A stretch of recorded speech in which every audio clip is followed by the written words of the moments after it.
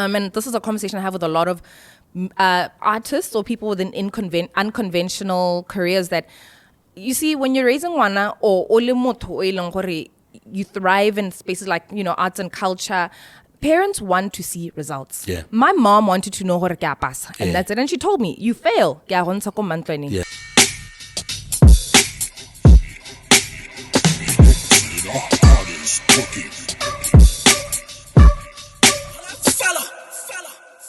People of different identities. Podcast with PODI-CAST.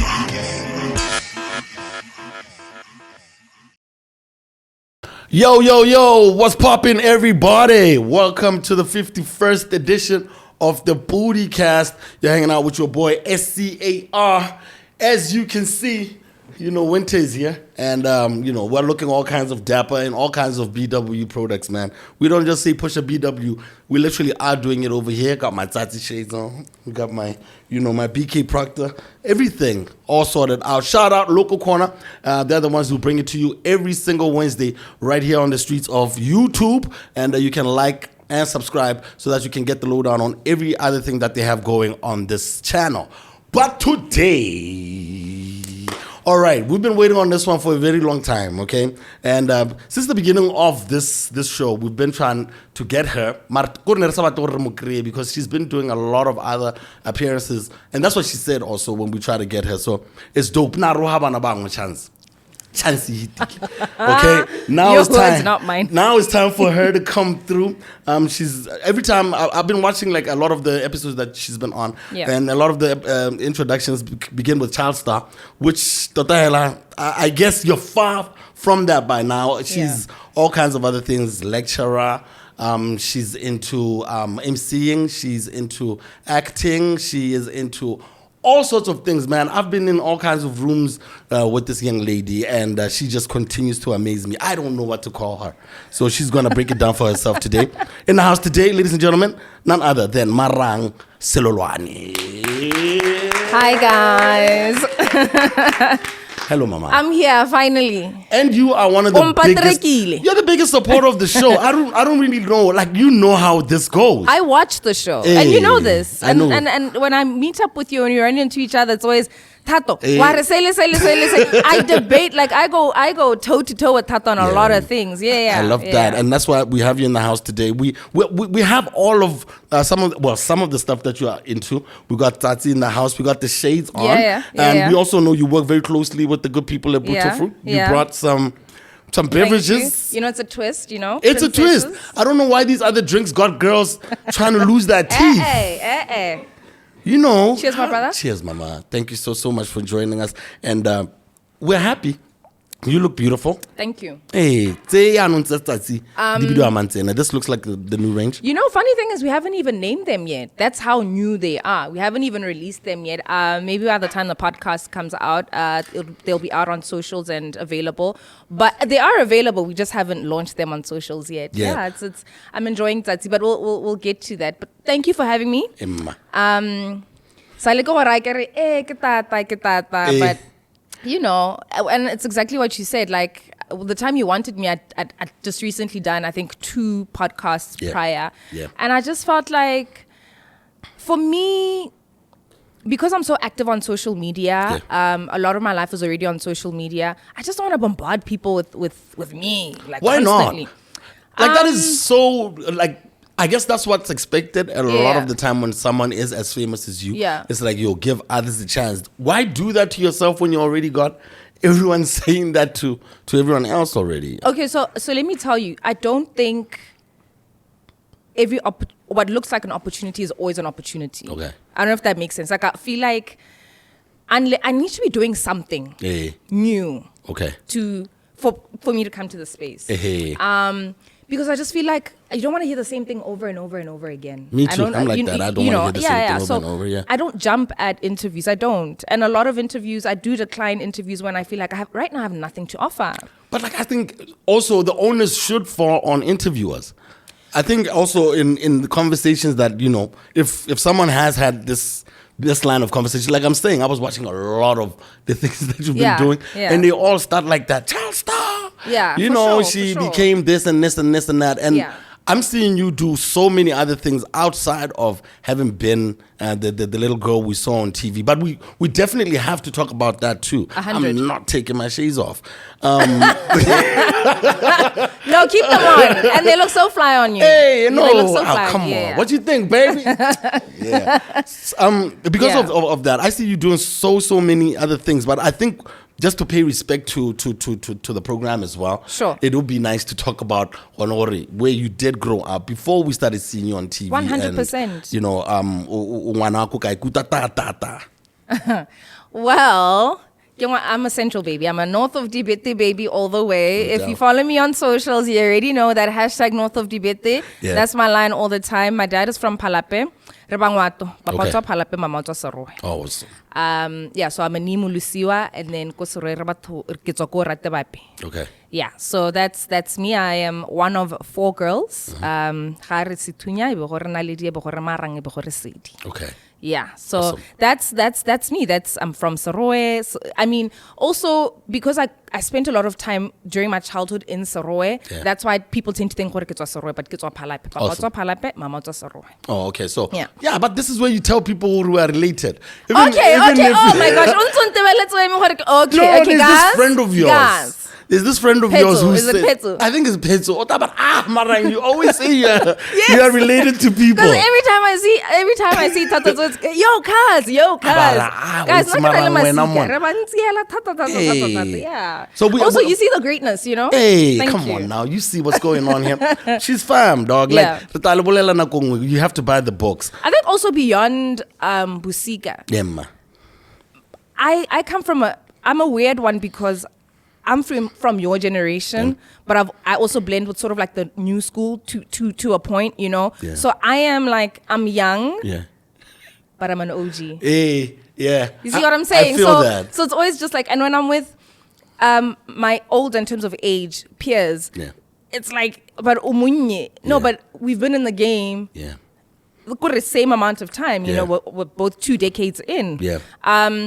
So with that, you're a fan because I think we've seen each other transition in many ways. And I always talk to you about your podcast that, you know, I've loved seeing you evolve into this and really solidify your position in the podcasting space because you're a child of the culture. Definitely. You know, you are a son of the culture. You know it. You know, you can write a book about it. You've seen so many people start their careers. The flopo halele hale, you know, the scandal halele hale. All of us have those. Yeah, I for guess, as sure. well. Yeah. 100. And like that's the thing. It's like a cheat code. I Yeah. think that you have also because you're so young and you're able to vibe with all of them and they can learn so much from you. And it feels like you just popped up. Yeah. You know, and I don't know how you're able to do that because it's 20 years. Yeah. And I was watching another podcast that you did where they were asking you about when did you know that, you know, TV was something that you ultimately were going to do. You know, I don't see how because you're a baby, but like what are the paths that you were going through that ultimately got you to the mass media building? I did. I always saw myself in entertainment. I think just my person. I've always had a bubbly personality. I've always been inquisitive. Yeah. I've always been curious. And I think because I was raised in a family that encouraged that and that supported and that stimulated my curiosity, it allowed for me to be where I am now. So my earliest childhood memories, ke re Nakosoa. And my dad worked there, and I remember I'd watch KTV or Mnet. I can't remember. I think it was pre-K, just around maybe Nakotsa before KTV, but Mnet. It was definitely Mnet. Yeah. And then there was KTV, and I'd always rehearse. You know, I'd watch what they're doing, and then there was what is it on there was a Kidio, there was Nedildins on SABC as well, Yo TV, and I'd rehearse like I would mimic what I'd be seeing on TV, and I was that kid that performed for my parents, you know. But I was also never ngwana wa strata. I don't know if that makes sense. Like I was the type to have like an imaginary friend. I spent a lot of time consuming television, a lot.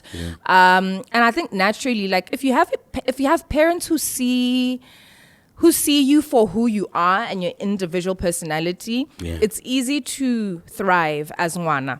Do you think So my they dad- were able to do that 100%. because you were the third girl and like they had practice maybe? Yeah, possibly. Yeah. Listen, our eldest sister Situnya is an actuary, so by profession. So she went to school. Listen, I went to school too. Okay, no, I mean, you're the one who's out here acting. But that's exactly the stereotype that I'm trying to shift. Yeah. That because you're an artist, because you're a performer, you can't be qualified. Yeah. But we'll get to that. So yes, I mean, Situnya is a bookworm. She still is, she's a bit of an introvert, but I kick it out of her a bit, I force her into Dilonyana. Naledi too had her own strengths. She was the sports person of the family, now turned chef. So my parents have been able to stimulate us and to support us with our different talents. Yeah. And my mom was a teacher is a teacher by profession, but she's retired. Yeah. So I think my dad is the liberal of my parents. He's just whatever my kids want, I will support it. He took me to my first to the Mantlwaneng audition because I used to have conversations with him about it. I used to say, Papa, when we have a TV station in Botswana, I want to do television. Yeah. I was always clear on that. And when BTV came about, we had just moved to Gaborone, Retswasoa. My dad was in the queue with me, did the whole thing with me. And if you were there, it was a long line, it was a long queue, it was days on end. So, I mean, that's why I could not be where I am without the support of my parents. And just, even when days aren't so good, they still got me. Definitely. Yeah, and I think also it helps when you deliver, like I deliver. Yeah. And this is a conversation I have with a lot of artists or people with unconventional careers that, you see, when you're raising wana or ole motho o e leng gore you thrive in spaces like, arts and culture, parents want to see results. Yeah. My mom wanted to know gore ke a pasa, and that's it. And she told me, you fail. And we were fortunate to have producers who cared to know how we were doing at work. Yeah. At school. At school. Sorry. So I was always able to balance that, but we'll get to that. Yeah. So my parents always knew. I mean, with that though, when you are auditioning and then you are able to like execute, because you were, I don't know why you were that bright-eyed. Yeah. Like you and OBK. I mean, I'm not saying anything about the other guys. We still run into them in the streets and all. But like you guys really had a neck for it. Yeah. And you were really, really going for it. And I think that's why you stayed, Botswana's sweetheart for such a long, long time. Did you know what you wanted to do afterwards? Or was there an afterwards? Or what was it like in that roller coaster? You were doing well at school. You're doing this thing. Do you have a plan carved out for yourself by the time you hit from 5? Not necessarily. I knew I'm going to How long did you do it for? From age 11 to, I think, 16, 15. Yeah. Sure. But even then I had my African dream. So Hagatomo Mantlwaneng, also because of age. So we did cycle OBK and Martin, and then Lefa and Kennedy came through, replacing OBK and Martin, because OBK and Martin were older anyway. Yeah. So we went into those Tigele, man. Tigele, Yo. She's around. Shout out. TT. So we did that. We did the OBK cycle, the Kennedy cycle. And then I think into like my first year, Mantlwaneng, I got Makhabaneng. Yeah. The radio drama. Yeah. And then I got my African dream. So I was always able to stretch myself, but this is a first for me. I didn't know you were in Makhabaneng. Yeah, I did Makhabaneng. I think it was for like 2 years. Yeah. Kind of on a voiceover artist there, like. But you were able to do that. How was that? Having been in front of the camera, and now you were comfortable enough to just do it behind the camera too. So you see, behind the mic. Yeah, thanks. Mantlwaneng is such an important part of who I am, in that beyond camera. Yeah. There's so many other skills I learned.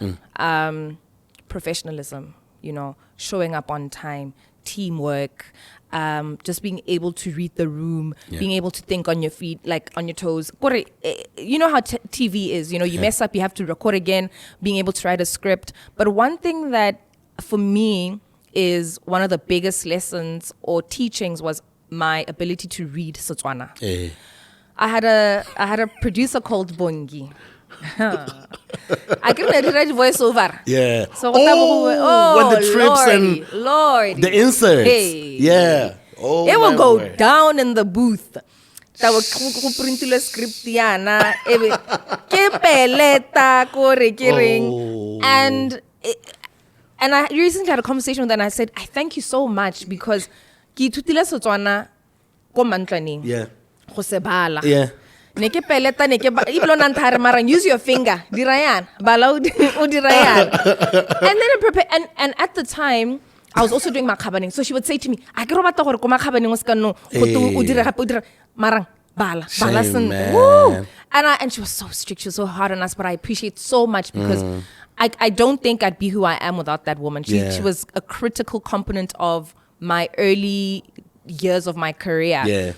Also remember, I'm 11. Those are like fundamental developmental years, you know. So so I never thought, like I didn't have a plan. I just knew this is something that I'm going to do and I'm going to do it for a very long time. But when you're in school, which school are you at? And so like, at that point I'm at Rainbow. At that point, Mona, we've got everyone from Rainbow. That's here. right. It's me, it's Emma, it's Lungo, it's Mposibina, it's Zeus. Oh God. There's even Abby there. Oh, there's Lord. Abby. Guys, come on. Wow. Come on, yeah. I'm so it's I'm like Rainbow. that. I really need to like It's check everyone's like resume that. before I bring them here. No, it's like that. Yeah, I went So to how Rainbow. so people were okay? Like you guys were used to stars. No, it was tough. No. But no, at the time, I think Nekilin Mpo was my senior. Mpo and I are related. That's family. Yeah. But Peto, Mpo, you say it. yeah. Peto says it all the time. Yes, Peto. I think Mpo was like 2 years my senior or a year my senior. I can't remember. But I mean, she wasn't into music at the time. So, and a lot of people, Nakoyo had I can't read my notes. I'm too cool for my notes. At the time, but a lot of kids went to audition because it was the first of its kind. It was a first TV program for kids. And my primary school year, that year was tough. I was bullied. Because you're a star. I mean, come on. I think it was a layered thing. I've always had it soft with my dad. Okay. And with my sisters. And I think, again, if you follow me, you know, like we're a unit. And like people knew how close I was with my dad, and my dad would drop me off, and like I was a full-on daddy's girl. There was that. But there was also definitely a big part was Mantlwaneng, because now it's not just Rainbow, it's Legae, it's Baobab, it's like, let's say, competitive sports. Now I can't even participate because you're just always worried about like what people are gonna say, because like kids can be mean. I know, man. Kids can be mean. But at least with these attacks, though, you see your path. Your path is in this space. Yeah. Nothing ever like got your attention, like. So fortunately, to get out of that, I've always been book smart, or not too bad. Let me not say book smart. What I are was we smart talking? enough to skip grade 7. No, I was smart A's. enough. My teachers recommended that I skip grade 7 because. What is with Rainbow and making kids skip? Can't we I don't Zeus skipped 2? But you know Zeus is smart. I like, know you know. Zeus is smart, but like he skipped 2. Guys, I skip think to I the know someone young. else who skipped something else. Yeah. What was with like Rainbow and skipping I standards? mean, I don't know. I can't say Nirlebansi, but yeah, I mean, private school, at the time. like, public school, the nightmare was repeating. Yeah, what is the PSLE at private schools, guys, honestly? No.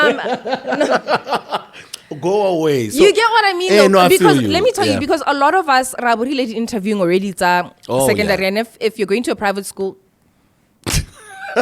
you know, it's cute. And I remember my dad would always, how, like, Marang, what are you gonna do? Write it in Form 1, papa. I'm done. Like, I'm like done. Like, I'm here. I'm now. It's vibes. I'm in Form 1. What do you mean? Yeah. So I skipped and I got out of that. And I think that period in my life, and anyone who went to school with me that time knows what I went through. And I don't want to relive it, but it was a really, really tough time. Also, I couldn't So here's the thing with Mantlwaneng. We would record on Wednesdays, and then we would do links, like writing our link script writing on a Saturday. And you know how it's not school about it like that. Having now worked on TV, thinking about that, or you guys were part of that process, yeah, or when the inserts, when the producer goes out, films whatever they're filming, you then watch that little clip, and then you come up with the script for the voiceover. So our producers would say, so this is what we're recording this week, a Wednesday. This is on a Saturday. So come up with the links for it. Polelo nya. More conference room. Hey, yo guys, welcome to the show. It's me, RAMI. Hey, Marang, aka Rami, and I'm with my boy OBK. Yeah. And then we would introduce the link. We would introduce the first segment, and it was. That's why I can think like this. Yeah. You know, and I can read the situation very quickly. Yeah. Like and I'm the type of person if something is missing here, like I'm not fussy. Like you're okay. You fix it yourself, It's so easy for me. She came with the branding, guys. I'm gonna tell her. And she's been moving around the room. No, 100%. And everyone knows when I show up, I will erect the stuff myself. I will put the glasses myself. She just put the glasses herself. You saw me give her back the glasses so that she can put them properly because I knew. Imagine it being like, is it an OCD thing or is it because like you've been working like that? You want things a certain way. It is that, but it's also. Guys, let's not waste time. Like, let's not waste time. Like, let's fix things. You know. But it's something that I learned from TV. So Mantlwaneng did teach me. It taught me a lot. So with the exams, you're able to pass. What do we do in Form 5? How do we do? Actually, before we even get to that, I always like to ask ladies, especially if you become like famous and stuff, how do you deal with the boys? So now because no, I mean I started on TV when I was 11, right? Yeah. So naturally, everyone can see me. If anything, honestly, guys, I'm so serious when I say I didn't get hit on. I didn't really get. Even now, contrary to, right now they would get killed by someone. Because of the petoro. But he would, like, hey, like I always tell him, like, I don't know if you think like my DMs are like on fire. Pumping. No. Yeah. So there was no one like trying that chances then? No, obviously they weren't like brave enough guys. I see someone I like and they like me too. Yeah. But generally I lived. Okay, so let me say this. Being in the spotlight and being famous, because I won't shy away from that. I think as Batswana we tend to, there's no celebrity, there's no one who's famous. No, guys. Negro, please. Any village, any city in the Republic of Botswana land knows Marang. They know your girl. Yeah. And I live it. Yeah. And I'm not gonna. It's not a small thing. Like it's not a Gabs thing. It's an everywhere thing. And it's been my experience for 22 years. Yeah. So when someone wants to downplay it, like, oh no, but she's not. No, it's my reality. Whether like a security guard or a shop assistant or more if you seeing the colleagues mama. They know me. Yeah. And we'll get to why I'm big on this because people and they don't understand. And you would know because you've been in it for so long. You think it's fun in games until things get to my parents. Then you know. Then you know you're kind of you're not like people know you. What was your question? I lost my train of thought. Lynn, now I started getting into my emotions about people downplaying celebrity in Botswana. They do, and I really don't understand why they do that. But it was the boys. Yes, it was the boys when they it made me game. Being in the space made me. It protected me from. It stopped me from doing a lot of dumb stuff. Because you had eyes on you. Because I had eyes on me. Yeah. I remember how. I can name clubs, right? I can Go drop ahead. names. This is how long we've been in this place. When Fashion Lounge, it's not too bad, No, it's not Fashion too Lounge, bad. yeah. Fashion it Lounge, still is before 2010, but like, yo. I remember when our Fashion Lounge, we were in high school. I remember my mates going. I was like, I wish I could go. Same, man. I waited to turn 18. Hell, I could turn 18. I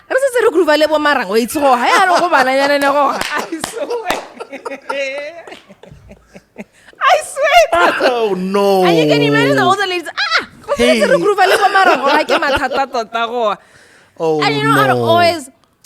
And because I was also small, I've always had a small frame, so I definitely did not look 18. I looked much younger, but I had the ID to show. I'm sure you believe I got 21. I can't remember. But anyway, I was in the club at 18 and I always because they'll stare at you. Yeah, and they also make me feel like But yeah, I mean the upside, the positive element of that is that it really it deterred me from getting involved in, messy things. Yeah. I've had a slip up or two here and there. Yeah. But I've managed to. It's always been stuff that we can get past. Yeah. Yeah. Also, my mom is strict. My mom doesn't. Funny, let me tell you a story, right? Yeah. And this is, people always like to say, yeah, but like you're so cool, like, because I don't care about a lot of stuff. Like, yeah, I am who I am, but it's just like that's whatever. Yeah. My mom had on Saturday, so my mom ran a bar in Saroy. So every weekend without fail, on Saroy baring, and ha auntie asiyo, neke pagama slums. Slums ke ba se ne ya Saroy. All my North of Dibete babies know. They know what it is. Yeah. Ne ba neki tsore hella the next day or ha ke tswa mo Mantlwaneng ke pagama slums. Damn. It wasn't every weekend, Yeah. but a lot of weekends I would do that. Also, my grandparents' house is opposite the bus rank. So it was an easy thing of kebo entsayang in kisabas ranking ke pagama bus ke tshwanela mama nare kwa missing right here you're going to do what everyone else does. And I love that because like it's I feel you completely. Yeah. That thing will make you realize how important it is to be able to, like, I'm agile. Yeah. I read the room and I adjust. Yeah. And it's never about Marang. Yeah. So yeah. I absolutely love that. With that said, though, what would you say were the advantages, though, of growing up? Well, those are some of them, but like, what are some of the disadvantages of having grown up in that situation, though? Like being in front of everyone's eyes. And I mean, apart from because Lynn and I can imagine seeing you at the clubs then. I probably would have, I was of age. And I'm taking shots and it's like, and Batswana, we are the worst when it comes to small talk. Got a small talk with Sarah and they think that's small talk. Yeah. You know what I mean? So what are some of those disadvantages about having been in front of everyone?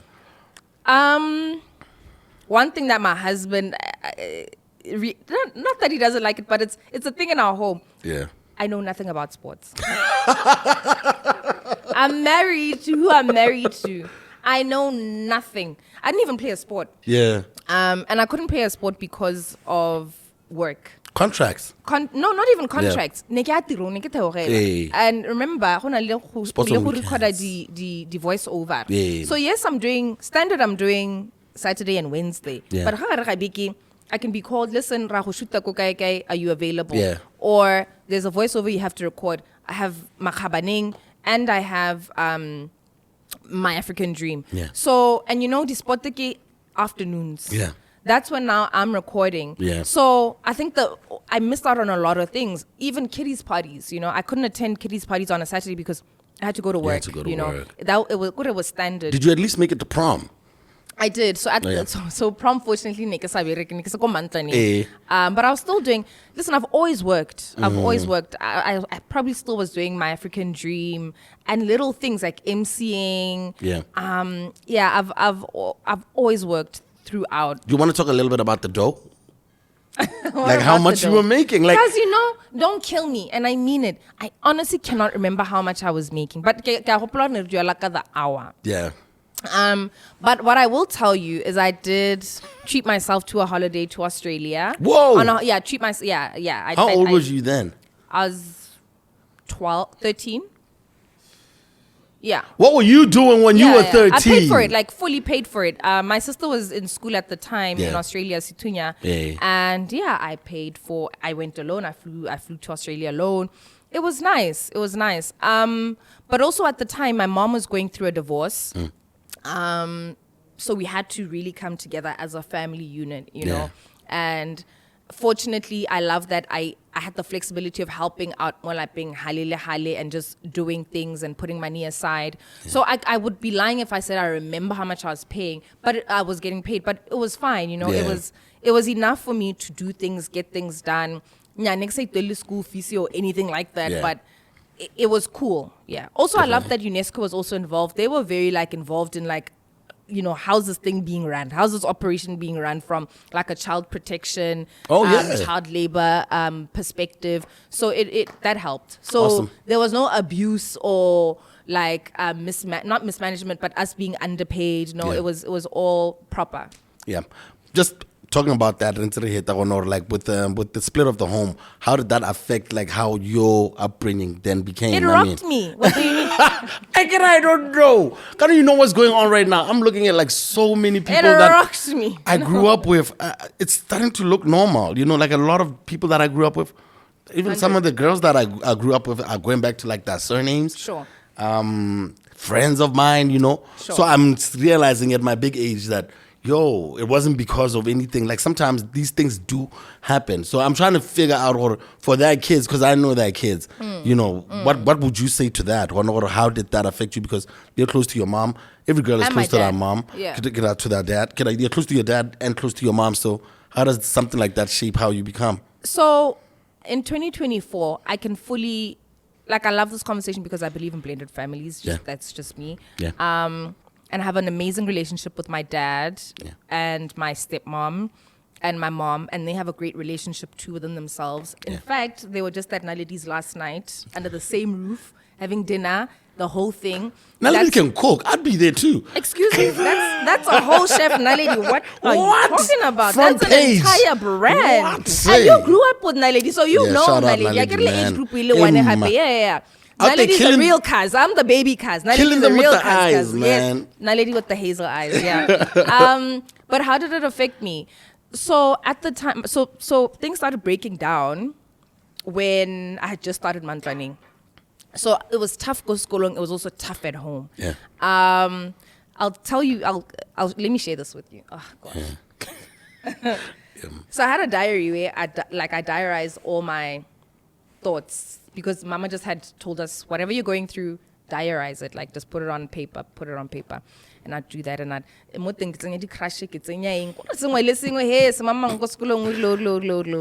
a trap. Let me tell you. I take this thing to school the one day, and I leave it in my bag. We leave the class, our main class, to go to music or something. Come back, my diary's not there. So I just brush it off like I probably left it at home or something. When I tell you the next day when I arrived, everyone had a page from my diary. You can imagine how detailed this diary is. I'm talking about things that are going on at home, between my mom and my dad. The crush inside me. Hey, I don't like this girl at school. Hey, this one said this. Go to whatever you put down in your diary as a 12, 11-year-old. That's all of had it. Those contents. Yeah. That rocked me. That's when I talk about bullying, like, that's the level at which I experienced it. It was horrible. Christ. But I mean, I had my people. I'm not going to say it was like all doom and gloom. I had my people, but it was still very difficult. But going back to the question, when your parents divorce and when you're a daddy's girl, not even a dad, but you're close with your dad. Yeah. It's such a mental struggle, because now you sort of have to separate. And again, I'm 32 and I'm saying all of these things in hindsight, and having evolved and understanding what marriage is. Yeah. And the complexities of marriage as a married person and as a mother. Yeah. It's such a mental struggle to separate the husband element from the father element. Yeah. Because you're seeing your mom being rocked. Yeah. Rocked, I don't mean no beaten, no, my mom wasn't abused physically, but you can see it's going down. Something's happening. Yeah. But also, this is still my guy. Yeah. So, like, how do I navigate these two worlds and make sense out of them? But what I then saw was my mom buckle up and say, we're going to make it. We're going to make it through this thing. Like, girls, and she became militant. Yeah. When I tell you my mom became militant, I mean my mom was honest with us. Yeah. Girls, this is what we're going through. This is how much we have. Yeah. And what that has now created for my sister, and when I speak about my sister and I speak about how close you are, I think that time in our life really was critical in building our relationship now. Yeah. Situnya was away. She was in Australia for school. Yeah. Naledi and I witnessed most of it because I was 11, 12. Yeah. And obviously Lenyalo doesn't start breaking down then. It's earlier. Yeah. Sadie was a baby. Our younger sister Sadie was a baby, but Naledi and I were there. We saw it, saw everything, and it really made us very close. Yeah. Situnya comes back. It was almost like everyone knows the position they're playing. Marang, you do this. Naledi, you do that. Mama says, okay, every month, girls, but every month, my mom would treat us to a restaurant date. Because also my mom works. She doesn't play. Yeah. And my mom is the type of person to, whatever we need, she's got it. Yeah. And she's always just been good with moving money around and just being. When I talk, no, Mama, even no, now, saves. No. Hey, what are you playing? You need to get into that. Even now, Mama unzurtisatsa di box, all 4 of her kids, urtisatsa di box, tsamelora, tsa di handy saying at the time, because we were girls, there was boxes of pads and tampons, and it's 4 girls like it. So it was like, you know, and our individual preferences, tsamelora, saying it was very structured and militant. Yeah. But it was such an amazing space because when your parent is happy, you're cruising. Yeah. But I will say, and maybe a lot of women will relate, when you're now parenting alone, in the sense that you're the primary parent, there's a sense of, I have to choose between being a nurturer. It's a very difficult space to be in. Being a nurturer and being the provider, the okay, what's happening? Instead of, I gotta go get this. Life is rocking all of us right now. Like, get it together, you know. Yes, that must have been hard for her. But yeah, it was. I mean, it's 4 girls. Yeah. And that's 3 girls, and then Naledi then leaves for school. Yeah. Situnya comes back. And when I tell you my mom is amazing, and when I talk about how I'm able to get where I am now, my mom said to Naledi at the time, okay, so where do you want to go to school? Naledi didn't want to stay in Botswana. I think she was just tired of Botswana. Yeah. Said, I want to go to PE. My mom said, okay, how much is it going to cost? Okay, let's rock. And it worked out. Sunya came back. She was helping out financially as well. It was just, we've just been a core unit. I was working. I would do what I need to do. Same thing with me when it was time. So I did a year go UB. Yeah. I did media studies go UB. I didn't enjoy it. My mom said, like a sponsorship course? Or? Yes, I mean, it was media. Sponsor like every other one. So the Form 5 didn't rock your world? No. I'm just saying, like, sometimes people just glaze over that thing, like, quickly. I just always want to check if niggas is correct. No, 100%. People tend to, but it was 40 something. Damn. Okay, light flex. People tend to think that, I mean, people tend to think that because you're an artist, you cannot be an academic. I'm not one of those people. Okay, fine. No, you aren't. But I'm addressing because I've lectured, right? And I know people tend to think study media, that's what I'm getting at guys, also.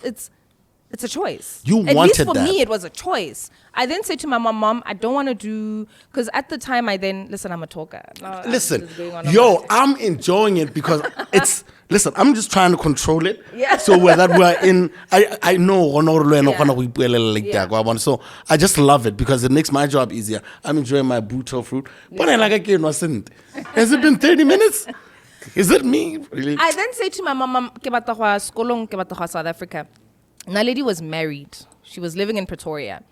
I want to study drama because that year, 2010, I had shot a short film, Le Sasami, for SABC. It was an SABC BP sponsored show.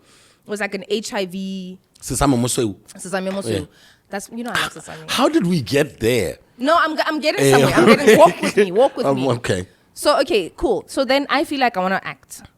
I then say to my mom, Mama, I want to go to South Africa and I want to study drama. Yeah. My mom says, sharp, how much is it going to cost? Damn, man. Naledi says, I'll accommodate you. And that's what I'm speaking about, Haki, about the unit that we have as a sisterhood, as the sisters. How much is it going to cost, Mama? Naledi, Mama, now accommodate her. And we flourished, it's just been something that has always worked. So, and I'm saying this particularly because of Kanya divorce, how it affected me. It obviously then makes me independent. Yeah. Yeah. It makes me feel like what do you mean I've got this? Yeah. I saw my mom have it over and over and over again. Yeah. And it was obviously very difficult. Yeah. It probably killed her. She probably cried herself to sleep most nights. But I've seen a woman do it. Yeah. And do it heavy. Yeah. Yeah. With 4 girls. With 4 girls, yeah. Sheesh, Yeah, man. yeah. I can only imagine the amount of tears that were in that house. No, it's Well, okay. like support system. I mean, I'm not saying you guys are sitting there crying over each other and stuff, but like I'm saying, it's emotionally, like I think you guys were probably holding each other down and stuff. 100%. And then when someone is crying, I'm sure there was a lot of crying too. Yeah. You know, but so my dad was also there. My dad played his part, fumbled here and there, but for the most part, that's my guy, you know. And again, you start seeing the human in your parents. okay. Let me tell you. So there's peace there. And that's a mind FUCK. When you get married and have kids, you're just like, can't it wasn't that it goes easy. down like this. Yeah. So I mean, Are you going through that? No, I'm not. No, but again, now you're in it. So you're seeing, geez, I've got a kid, and I need to hold down this kid. You know, geez, I've got a husband. I think marriage and kids are 2 things that'll really like put a mirror on you, and you have to face yourself. You know, and you have to see. My parents were. They don't know what the hell they were doing. Like, parents don't know what they're doing, guys. There's no dress rehearsal. Like, I wanna rehearsal. It's a tough one. So so we're cool now. My dad is married to a lovely lady. No doubt. That's my stepmom. I don't even call her I call her my bonus mom. Yeah. That's my girl. Awesome stuff. And it's all love. What's wrong with UB Media Studies? I mean, I'm sorry. Like I'm just saying. I mean, I got like homies out here who are getting. And context. I said you wanted to act. Shot a short film. So they don't offer that over there. And they don't offer acting. Come on. Now they do. So I decided I want to go to South Africa. Okay, there was a part of me that felt like I've already been in media. I'm in media as we speak.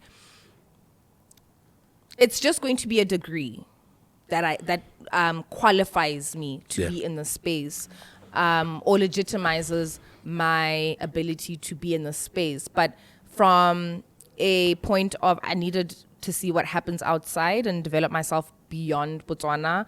Technical skills, and just grow my network. It just made sense for me to move to South Africa. Giving away a whole scholarship? I did 1.5 years. Yeah, no, it's not like No, I'm just trying to figure out how frustrating it was for you to just say, hold up, wait a minute, and not take this free ride, and then ultimately you wanted to leave. That's how much I wanted That's it. how much but you wanted that to should bounce. Also tell you how much my parents believe in my mom. Well, my dad too, but my mom, because she paid. That's how much, and as a family unit, that's how much they believed in me. I respect that. Yeah. So your the course that you ultimately get into, go essay drama. Drama. Is this like a degree in drama? Like, for those who don't understand, like the different accreditations that you can get 100. As far as like with theater, drama, boying. Sure. I've always been interested in that type of thing. Because people like to verse each other against each other. Yeah. Or not, I did theater. Well, I did drama. Nigga, I did think the best actors are sketch at a town hall. Yeah, so what people don't understand is like any industry, there's theory, there's research, there's discourse, you know. So I went to the University of Pretoria, which again, Naledi stayed in Pretoria. It made sense for me to go to that particular school. Yeah. But they've got a great drama program. And what the degree entailed was, it's a 3-year degree. So it is a full degree. Damn. It's acting, it's acting for stage, acting for screen, it's movement. What I think, it's all types of movement, but I think we can compare like contemporary movement, contemporary dance. There was voice. So under voice, you have, like singing voice. You also have, not singing voice. There was singing, but voice, you train your voice. You're taught how to use your voice optimally, right? Yeah. Whether it's for radio or even TV. There's a whole biology behind it. And then within that, you have film studies. That's where you're taught like different ideologies around the stuff that... So for example, when I watch a film, I understand that ideology behind a film. Yeah. I understand the authorship. Like I understand why and who created this film, why they created this film, because everything has a level of propaganda in it. Yeah. You know, so doing film studies was an intense course in that there was a lot of literature, there was a lot of reading. You're reading on history, you're reading on just I want to say the zeitgeist, but like just political systems and the West versus the East, China versus the US. Russia, China versus the US. Yeah, socialism, capitalism, all that shit. Literally, that was what we were being taught. Yeah. And those are elements that people don't understand about drama. Like we read. Like there's a lot of discourse that we unpack. There's also a lot of biology. I need to understand how my body functions, why it functions the way it does, how my throat, my voice box is set up, the whole thing. So that was a 3 year. Oh yes, and then there's also performing arts management, which I then specialized in later in my honors year. So performing arts management is exactly that. You're learning how to build a brand, how to maintain a brand, how to get sponsorship. So the business element of the creative arts. Okay. So I did that for 3 years. Go University of Pretoria. Awesome stuff. In all of that, what are you trying to ultimately be? Because Botswana parents, it's the practicality of the degree is like, okay, Naledi, Marang. So sorry. I mean, maybe you should get on the show. Oh God. I kept that. But my mom does it. You're okay, mom. Yeah. What were you ultimately be? What did you want to be? What was the dream? Yeah. Yeah. I went there with the hope of getting into the acting industry in South Africa. Yeah. And I watched Petula's episode. This is why you're a cheat code. Because how all of these things gradually go. Yeah. It's like, when is he going to do it? Yeah. So, and I could relate because she spoke about how at some point, visa, work permit. That was exactly it. Like I went there thinking, also I was smart and I really was a good performer. Yeah. And funny enough, when I went there, no one knew about like my life back home. Yeah. I was just an ordinary student. I was slightly older because I had done a year before. Yeah. So everyone just knew me to be just calm. Like I was calm. Yeah. And I'd get things done. Yeah. Later on, my lecturer says to me, so now we have to, this is now in our third year, we have to audition for agencies. He reads my CV, so you have to send in a CV. So now I've got all these, jobs that I've done in Mantlwaneng and he's like, I get it. Like I've always wondered why you're so different. Like I've always wondered like why you are so systematic. Like you get things done. Yeah. But I went there thinking I'd act after high school. And then, after varsity. And then in my third year, there were auditions. I think it was Lokshin Biskop. It was Mzansi Magic, if I remember correctly. And I had gone to audition. And I can't remember if it was just Lokshin Biskop. And it was just like they had bulk auditions. So I go to audition. I get a call back. And at the time, we were running a school theater festival. It was June, I remember. And as we're sitting, preparing I'm about to rehearse, I get a call from Mnet. Listen, we want you for this thing, right? For you've got this role. Can you send through your documents? Can you send through your what is it? Your tax number, all of that. So as a student, you can work a certain number of hours, so you do qualify to get a tax number. Yeah. So I do all of that, Romela, and then I say to him, but listen, I hope, just so you know. So the character was Tswana, Sotho, Sepedi speaking, which obviously at this point, I'm 3 years in, I can kind of move between the three. Pitori, that's like Sotho, Tswana, Pedi. Yeah. And I say to them, listen, I'm from Botswana. He's like, oh, okay. Can I get back to you? Okay, sure. That time, guys, I've told this festival was a student festival. I've told my director, guys, deuces, I'm about to shoot with Mnet. Like, thank you. I'm nice. Good luck. Were you nice when you said it, or were you like, niggas, it's over. I'm good. Peace. And Channel says to me, Madam, well, sorry, but yeah, we want someone who's a South African citizen, who is a South African local. That crushed me. That crushed me so much but I also appreciate it because it was like a window into what's about to happen. So I finished school and I still was attending auditions. I still would get callbacks, but the constant hindrance would be work permit. And that thing rocked me. Something's about to pass in Yatsang, and anyone who studied outside will tell you how big of an adjustment it is to be back home. And I continue to stay with Naledi in South Africa, even beyond Hake school. Yeah. I graduated, when my last year was 2013. I stayed in South Africa 2014. Passport. Because I think you're constantly hoping that something will come up and someone will absorb me and get me a work permit. Because it's a whole process to get a work permit. Like I always laugh when people say, I'm moving to South Africa. I'm going to get it. I know the story. I know it.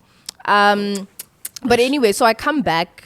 In fact, I had a very honest conversation with myself the one time, and I'd come back from an audition. I'm light-skinned. Cool, I've got a pretty face. Yeah. There are a lot of Marangs there. That entire queue, like 80% of it is a Marang lookalike.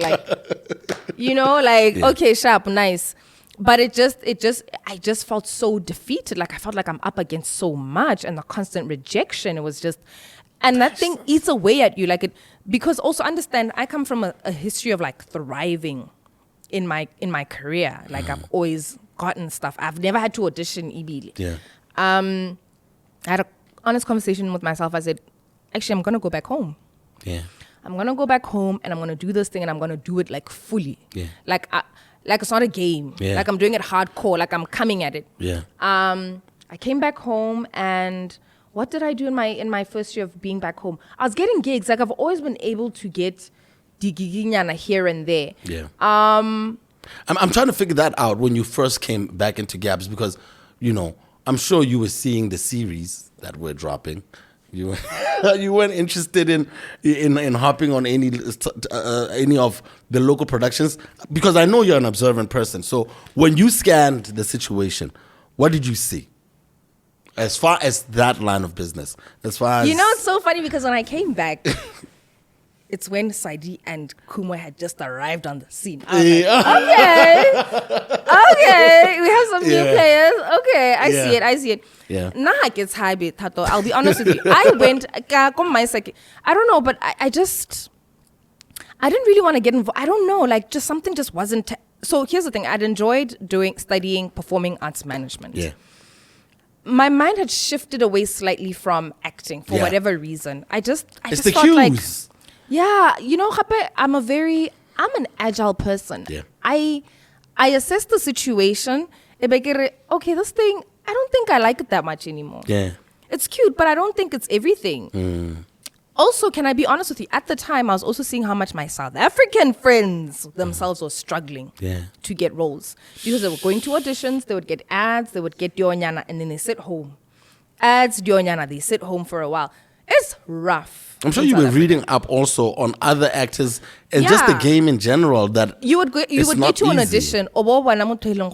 To you, more generations, busy. But she was like, but why are you in line with me, my nigga? Like, what's going on? So you really become aware of like the back end of the business. Yeah. And I said again, I'm always just, I evolve. Yeah. I observe the space and I'm like, okay, how carry? Yeah.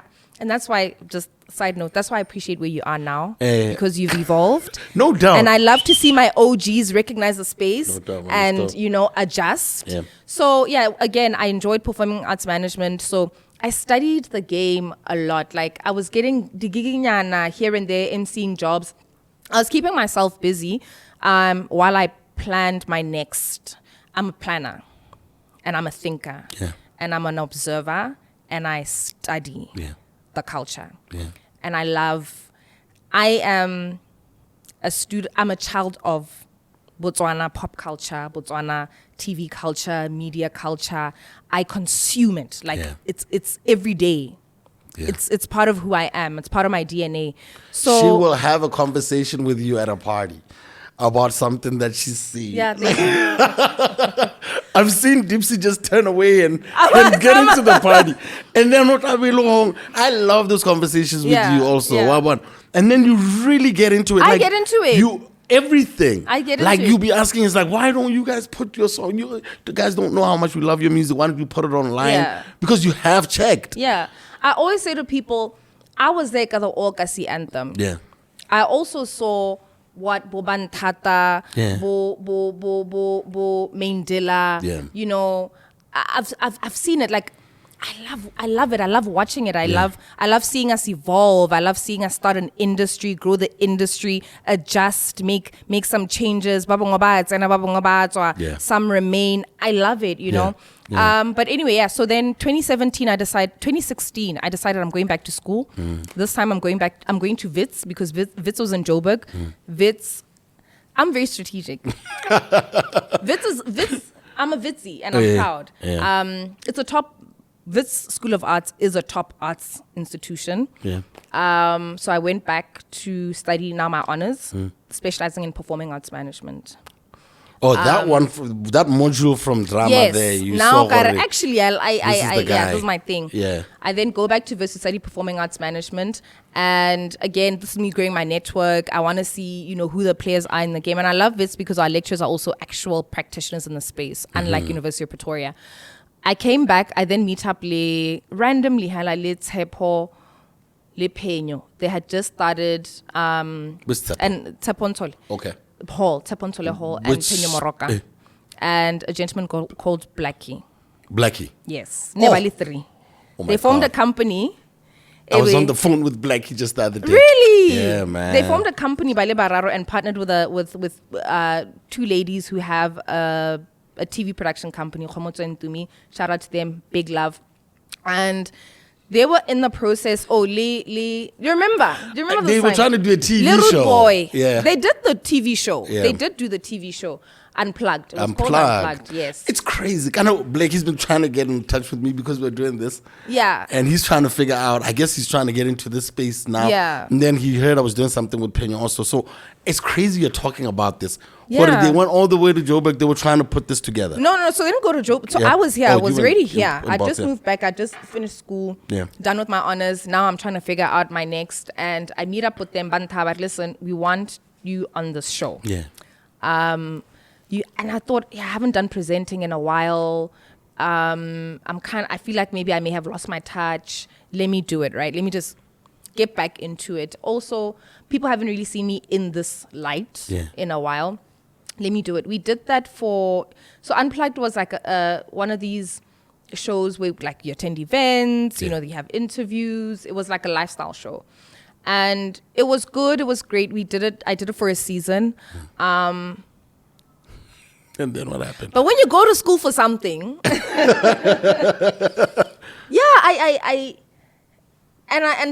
they know we had this conversation, and I'm sure they understand why I felt the way I felt. I wanted to be part of the production team. Hey, okay. Because I'm good at what I do. Yeah. I'm good with my words. Yeah. I am good with just holding down the room. Yeah. However, I'm a thinker. Yeah. I'm a planner. Yeah. I like to create. You want to do more. So I want to be behind the scenes. Yeah. And I'm getting to now, then I start feeling like I am more than just talent. Yeah. I am more than just talent. And I don't want to be I don't want to be boxed within the space of me just being talent. Yeah. So then I did that. And then around the time Hakitsama, I get a call from an acquaintance of mine, Abantare, after's looking for a lecturer. After Botswana's looking for a lecturer. Are you game? So, Botswana, when you've covered enough years and when you have an honors degree, you qualify to be at least a junior lecturer. Mm-hmm. I was like, yeah, for sure. Yeah. Let's go. Also, genuinely speaking, not enough people have our degree in the country. Yeah. And I did that. I did that from 2018 to 2022. Which course were you? I was teaching stage acting, Okay. screen acting, and integrative voice and movement. Because niggas is whack out here. Have you seen? Do you think so? Have you seen some of the stuff? Like, as someone who is in entertainment, I don't know how you were able to watch some of the stuff that was going on and be back here and how you felt about all of that shit. You know what I mean? It must have been demoralizing because a lot of people are not technically trained. Yes. And people don't really take it seriously. Yes. So I'm trying to figure out, adjusting. How easy was it for you then coming back here and realizing how far back the industry that you're so good at before getting the job that is so far back, Botswana, and no one is really doing anything about advancing it. It's just a couple of tenders there, a couple of TV shows bought there. The pay for the actors it's ridiculous. Yeah. And here you are now, and then fast forward, you are now lecturing people to get into that space. Yeah. I mean, where's your head at this test? I mean, majority how you feel. Yeah. Exactly. Your sentiments. It's a relatively, and I hate to say this, but because the industry has been there for a very long time. Yeah. But unfortunately, obviously, we're not aware of policies. We don't know who's writing these policies, and also as artists, we're not trying to engage in understanding. And I'm not saying all the artists, please hear me out. I'm not saying that. But majority of us really don't understand the business of the industry. Yeah. Whether it's acting or film, whether it's TV, whether it's even now social media, you actually don't understand the back end, right? And that's why I keep saying you need to see yourself as more than just talent. You need to see yourself as a business. And I'll be honest with you, Tato, maybe that's why I loved doing performing arts management, and that's why I ultimately then started now I just got my master's in cultural policy. It was for that very reason where I felt like there are a lot of loopholes and there are a lot of gaps. By the way. Thank you. Yeah, man. Thank you. And I think we need to formalize our industry. We need to have mechanisms where we can measure quantify the industry, figure out how much we're contributing to the GDP, figure out how we can import and export local talent, figure out how we can tap in. Because right now, Africa, the West, or not even the West, but global North is chowing African content, how do we tap into that? Yeah. How do we now start, especially in the space of social media, how do we make use of whatever we have to commercialize our culture as Batswana? And culture, I'm not even talking about like how do we become cool? Yeah. How do we step into the space the way other African countries have done it? How do we start thinking globally with our local content or local performances or local talent? Yeah. And how do we compete on a global level? So it frustrated me, but I also understood that at the core of this also, there's a fundamental problem with our education system. Okay. There's a lot of work that needs to be done. And I'll be honest with you, a lot of the students that I taught, and I'm being for real, a lot of them registered for the course because they didn't qualify to go anywhere else, you know? And that would frustrate me as someone who, like, I'm here because I actually love this thing and I'm trying to groom talent and I'm trying to, I'm a child of this thing. So I need us, like, guys, let's do it. Like, let's do a real thing, And some would do it, some wouldn't. Yeah. But let me tell you, the thing with what we do, Tato, is sometimes it's either you have it or you don't. Please never, ever, ever, ever, ever forget that. You don't, Dipeto is great at what he does. You rap, but you rap. Yeah. That is God. Like, that is, like, there's something that you just cannot teach more. Yeah. Maybe business or register or account, but sometimes when you're good at something, you're really, really good at something. Others just were there because it is what it is, and it would frustrate me because now and as a lecturer, who's going to thrive. Like, you see it, like maybe without chances in South Africa, maybe they may thrive in South Africa, but you can always tell. But obviously you give them the same type of treatment, the same type of support. And you also find that the others, they're really good at writing, but not good at speaking, therefore not good at performing.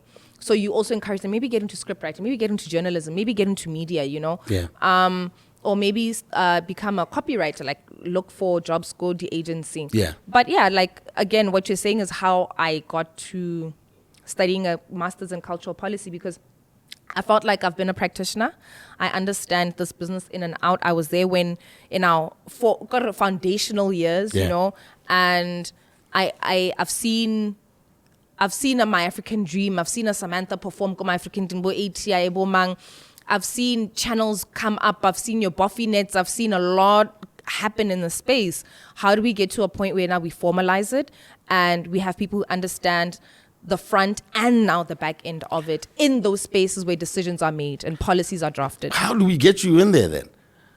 Because I remember, I don't know if I should say the room we're in.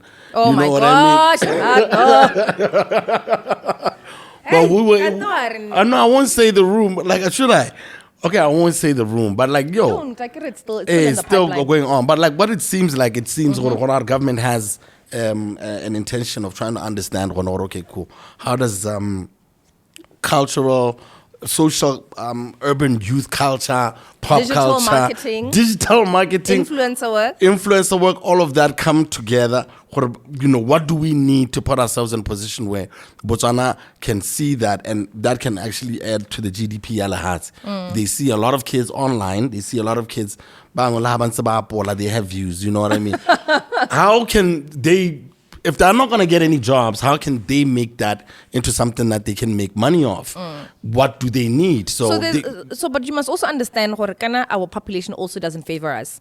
This issue of monetization is not even about like the fact that like we don't have the right systems in place. It's simply that we don't have population to be monetized. Yeah. So that's why YouTube operates in the major African markets. No, I don't care about that one. Okay. No, YouTube monetize. I don't care about that. I care mostly about maybe advertising. Or maybe if we were to be seen as platforms where people can actually put their money into.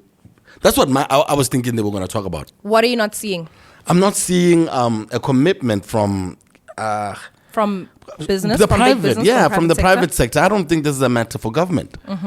So I don't know. As someone who's into cultural policy, how then do we streamline all of that and not force, private entities to put money, but force them to put out money. There are different ways. Tax incentives, like there are different ways that you can encourage private sector support or stimulation of the industry. But I also think sometimes as who we are, as the talent, it also takes us really now formalizing our spaces, and being strict on that. Yeah. Simple things like when I started, and I'll speak specifically about influencer marketing because that's the space that I operate within.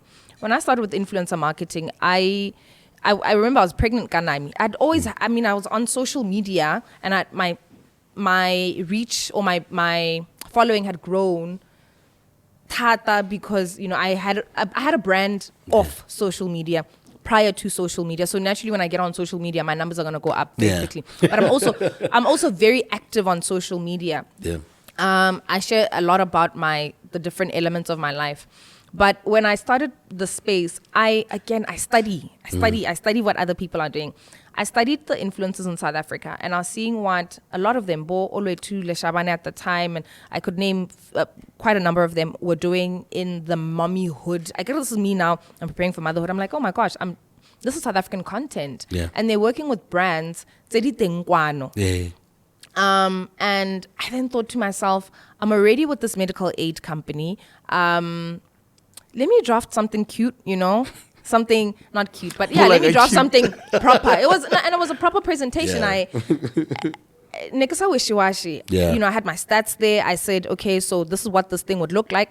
I'm proposing that we have, I think it was a 3-month campaign or 4, I can't remember, maybe 3 months, because I generally don't do 1 post, 2 posts. I'm a campaign girl. I'm strict on that. Guys, I'm your client. I've been your client since. I've got X number of followers. This is who I am. Also, this is who my partner is at the time we weren't married. Yeah. And it was also, I will say this because there's always been controversy around Naledi Peto. I was just like, okay, but let me do a real thing about this. Yeah. Because I also really I wanted, like, we wanted a baby. Yeah. It wasn't a mistake. We wanted it. We were happy about it. Yeah. And I was like, it's so interesting how when you want something, you enjoy it. Like I enjoyed my pregnancy, I was enjoying it, and I could see how other women can enjoy it. And then when I look back at my not immediate environment, but just more Botswana, we have this negative connotation around pregnancy. Hey, hey,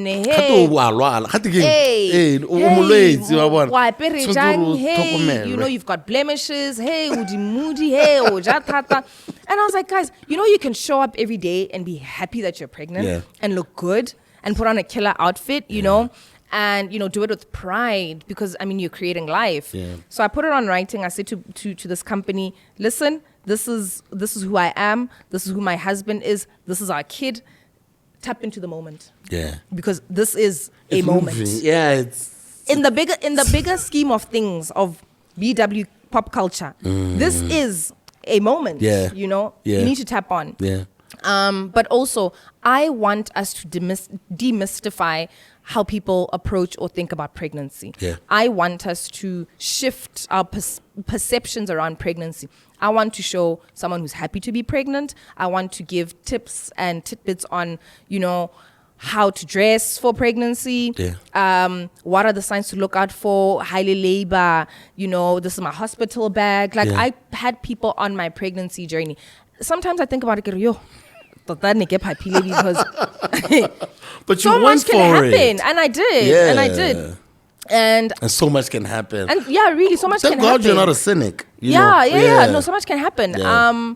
We met at the time I was like, the CEO. The CEO. I think I saw the interview you did with her. Well, no, at the time it was a different one. It was a different one. Okay, I saw. That was the medical. Biffum. Yeah, Biffum. Yeah. So we met the CEO. We said, listen, this is what we want to do.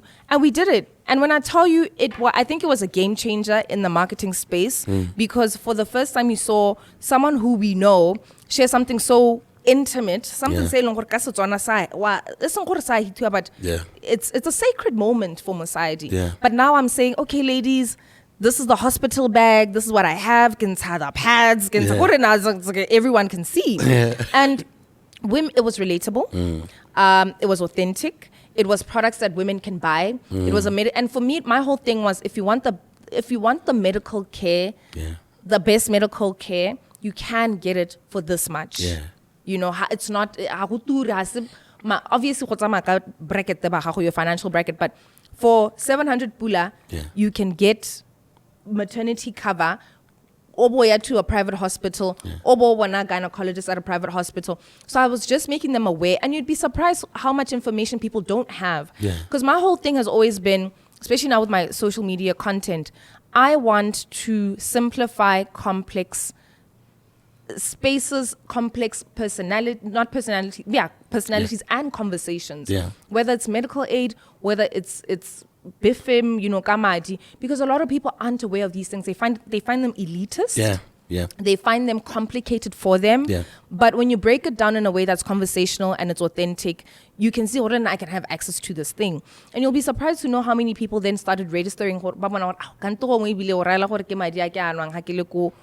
establishment thing in a weekend. I want to find out about that because I think that's where always the problem is. ROI.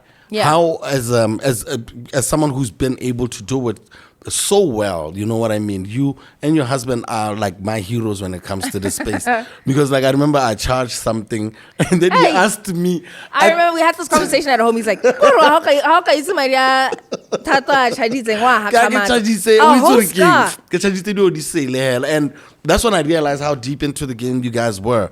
How do you how do you charge and how do you then measure return on investment? Because you could easily say it was that generic ads that brought back all of those numbers. So how would you give advice? I don't know how you're able to measure. I know my market. Honestly, I know my market. Yeah. Over time, you have insights like Rian, you have Facebook. You have these social media platforms have insights for you. Audience, age group, where they stay. Yeah. You're also able to sort of now identify their financial brackets as well. Yeah. But it also takes having someone who, for the most part, I do it myself. Like I do it, but I have people I consult with. who help me with these things. But I think the biggest thing for us, especially we're speaking about creatives, is we're not aware of who our audience is, one, and their financial bracket, right? And also what that ROI will look like. Because sometimes how we talk about ROI, and it's a conversation that as a creative or as an influencer you have to have with said corporate. Do you just want visibility? Because one about they're good with, they have numbers, they have 500,000, whatever, so they're good with visibility. Will they influence someone's purchasing decision? Maybe not so much, maybe they look good, not necessarily the fact that they're holding a brutal, you're not swayed by the brutal fruit, but you're swayed by doesn't necessarily mean I'm going to walk into a cute picture, but it's not like, And sometimes that's exactly where the breakdown is, how in the relationship, do you want to see sales, like direct sales, and what will that look like? Also from their end, they need to measure too, what are we seeing on our end? Are we seeing increased foot traffic, are we seeing interest in whatever product we're doing? Are we seeing more inquiries? Are we seeing people posting, resharing our content? Is it just brand visibility? What is it? I think that's the problem right there. I think that's the problem. I think we never get down to your idea. As the influencer, when you walk into said client, you tell them, listen, okay, and then we're now we just think, you're gonna cut me a check, and then I'm gonna do a couple of posts. But then we never come back for like a debrief or anything like that. So, and it's important because for yourself, you need to know what am I good at? Some campaigns will be great. I'm not saying every campaign that I've worked on has been a major success, because maybe it was just a misfit. And be okay with that, and also be okay with not taking every job. Like, I'm really nice with taking 2 jobs in a year or 3 jobs. But they have to be good jobs, and they have to be campaigns. I love a campaign because, guys, it takes a while for people to adjust to you using a certain product and actually believing that you live the product. I don't know if that makes sense. I feel you. One post is not enough to say, okay, go buy brutal food. Brutal food is what Botswana out. Like, it's, and I always say, and I mean it, like, that's why I say this to my clients or potential clients, agencies, that, guys, I'm a campaign girl. And why I'm a campaign girl is because I'm sure I'm an influencer in that I've been put in that space. But I'm a nationwide brand. And years in it. So you're probably going to find that when I advertise something, there's going to be some sort of, sway. Some traction. Some traction. And it lives even beyond social media. Make this worth the while for me. Like, make this worth it for me. Don't now have me post brutal fruit. And here's the thing. I'm going to post brutal fruit, right? Or whatever. And then automatically... You said brutal fruit like 4 times already. Like, you're good, man. Automatically, no other alcohol brand is going to touch me for some time. Am I lying? Facts. Exclusivity deal. And it's not even about it even being exclusive, like on paper. It's perception. No, but it's perception, Tato. But like, Linda, maybe, okay, if I enjoy what they're giving me, I guess maybe like if they give me all that there is to give, you won't catch me drinking something else. But that's also what I'm saying, Jorge. So let's do this on a long-term basis, because I know one post, this specific brand of alcohol or brand of shoe, their competitor will not touch me. Definitely. Because of the mechanism of brand Marang. That's I'm not speaking about any other person in the space. I'm speaking specifically about me and what I've seen. I'm still associated the medical aid provider. I'm even now, so many years later. No brand right now is trying to touch me because of that relationship, And this is, I'm just speaking, it's also a population thing. And I haven't even posted anything in a while. But it's just perception. Now you're jumping from this one to that one, I can though. Like, I'm not tied down to it. I didn't have like an exclusivity, beyond whatever. So you understand what I'm saying, Haikere? Now for me, this is the way my brand functions. I prefer campaigns because then I know I'm with you guys for 6 months. The guap is good. I'm all right, and And I deliver. Yeah. Tato, I deliver. Yeah. You know, I know that like I go above and beyond for any relationship that I have with any brand that I work with. I want to get into some of the bad things that we see our, it's time for you to put on your lecture hat. Some of the bad shit that we got our young kids out here doing on social media who have the potential to actually get some money going, but then they just don't see it. There's a lot of, people have numbers, man.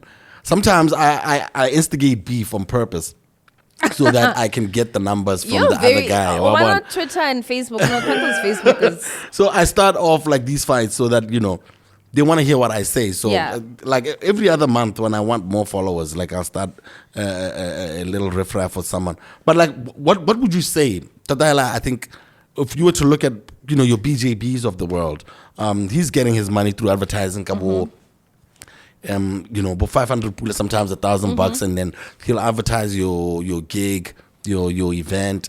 We have different ones. I'm saying him because there's a lot of others who are on there. What are they getting wrong? To be honest with you, we're also quite a conservative country. Hey. Even our corporates are conservative. But I also need us to remember something, guys. A lot of our corporates here are multinationals. So, they come from South Africa. Their branding material, their campaigns mimic what is already happening or what they already have running in South Africa. Yeah. Yes, they have some sort of a bit of leeway, and I'm not saying all of them, but majority of them, they take directive from South Africa. Yeah. So sometimes, of course, brand is going to look, but what is this? But I'm going back to the conservative element of us because it's so true. Yeah. When you speak to a lot of marketing managers, they're going to tell you, hey, controversially, warring, harisho, because corporates are they're safe. They have to play it safe. Yeah. They do have to play it safe. Unfortunately, yes, in South Africa there's a bit more fun in the approach to marketing, but I think here it's slightly different because obviously, yes, they do take a lot of them take their marketing campaigns directly from South Africa, as is even nanti plug and play hela. And then Baba Ngohela, it's a simple thing of, I don't get it. Like, what is this person doing? Really, what is this person? But let me tell you something. Like my boy Mudidima, how would you explain him? Why he's got a farm. And he's always working on his farm. I love his content. How would you place a homie like him in a better position? I think that's why I'm always... that's what I'm always thinking about in the Botswana context. Like, how can you he's so big on TikTok. I love he's his content. Huge. I love his content. Yeah. I think we need to plug in. I think agencies, marketing managers, and I'm sure they do. They don't. I'm not going to get you on any controversial shit. They will tell you, listen, we actually do suggest these things. We do suggest these people. Don't. But they do, Tato. They do. No, I'm going to speak. I really don't. I'm going to speak for them. They really actually do. But you're going to find a situation where you have, in the corporate space, you have people who are young and get it. Yeah. And then those ones, even the older cats, even and grandmothers they make the decisions. Grandmothers are on TikTok. They know these dudes. They know your MJs. They know your Matla, Ephraim, Abashas. But for some reason, they still want to go for the conventional radio advert, TV, newspaper advert.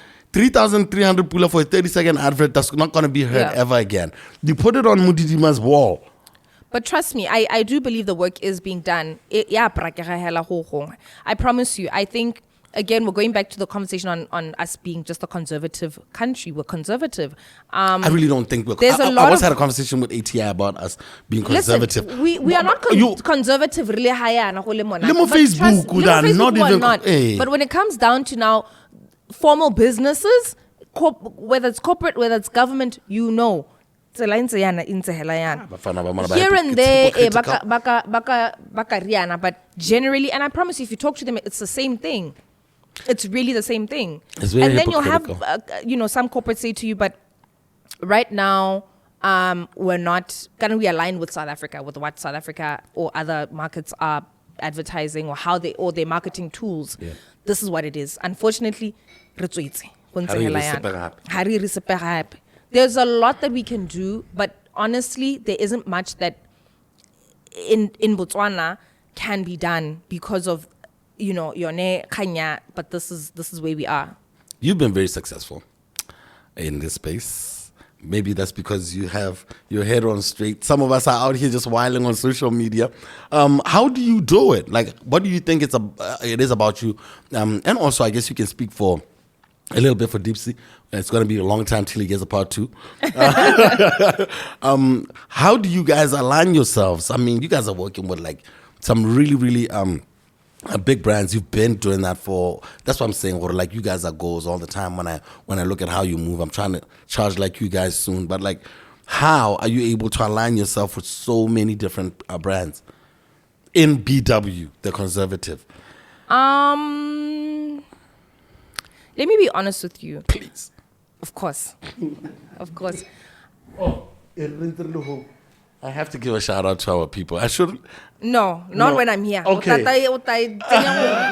All right, I'm going to have to get another brutal fruit. Yes. Thank you. I'll get another brutal fruit then. Thank you. And Tsatsi, that's all. Yes. Any other brand, Tsatsi, I don't know. No other brand. And BK Proctor, because that's my guy. Yes, that's sir. it. How have we been able to do it? Honestly, I think for Botswana. Okay. Oh. How have we been able to do it? Let me start by speaking for myself, but also for D. I think both of us honestly have brands that live beyond social media. Yeah. We are pre-social media. So we've been able to amass this following, right? Yeah. And it's beyond Gaborone. And it's beyond social media. So, and naturally then you have a large following, right? And I think there's power in just being yourself. I know my social media is a reflection of who I am. Okay. And by that I mean I believe that like I am a urban African woman. Yeah. Multifaceted. Yeah. I'm no different from Abby. Yeah. I'm no different from Dineo. I'm no different because I work. Yeah. Now I'll speak specifically about where I am in life now. She's 4 years old. Yeah. I run a household. I've got D. I'm married. I do Tsatsi. I do this. I do that. I am a reflection, or I'm like the quintessential African millennial. Modern African millennial woman. Yeah. I wear multiple hats. Yeah. And that's exactly what is reflected on my social media. And I'll even specify to say, and I'm a quintessential Botswana woman who does manyaloka weekendi, kya sereko ho mama, ra hita, kya pa ko isong. I will come back. I will then hit the club. Yeah. I will take my kid to school on a Monday morning.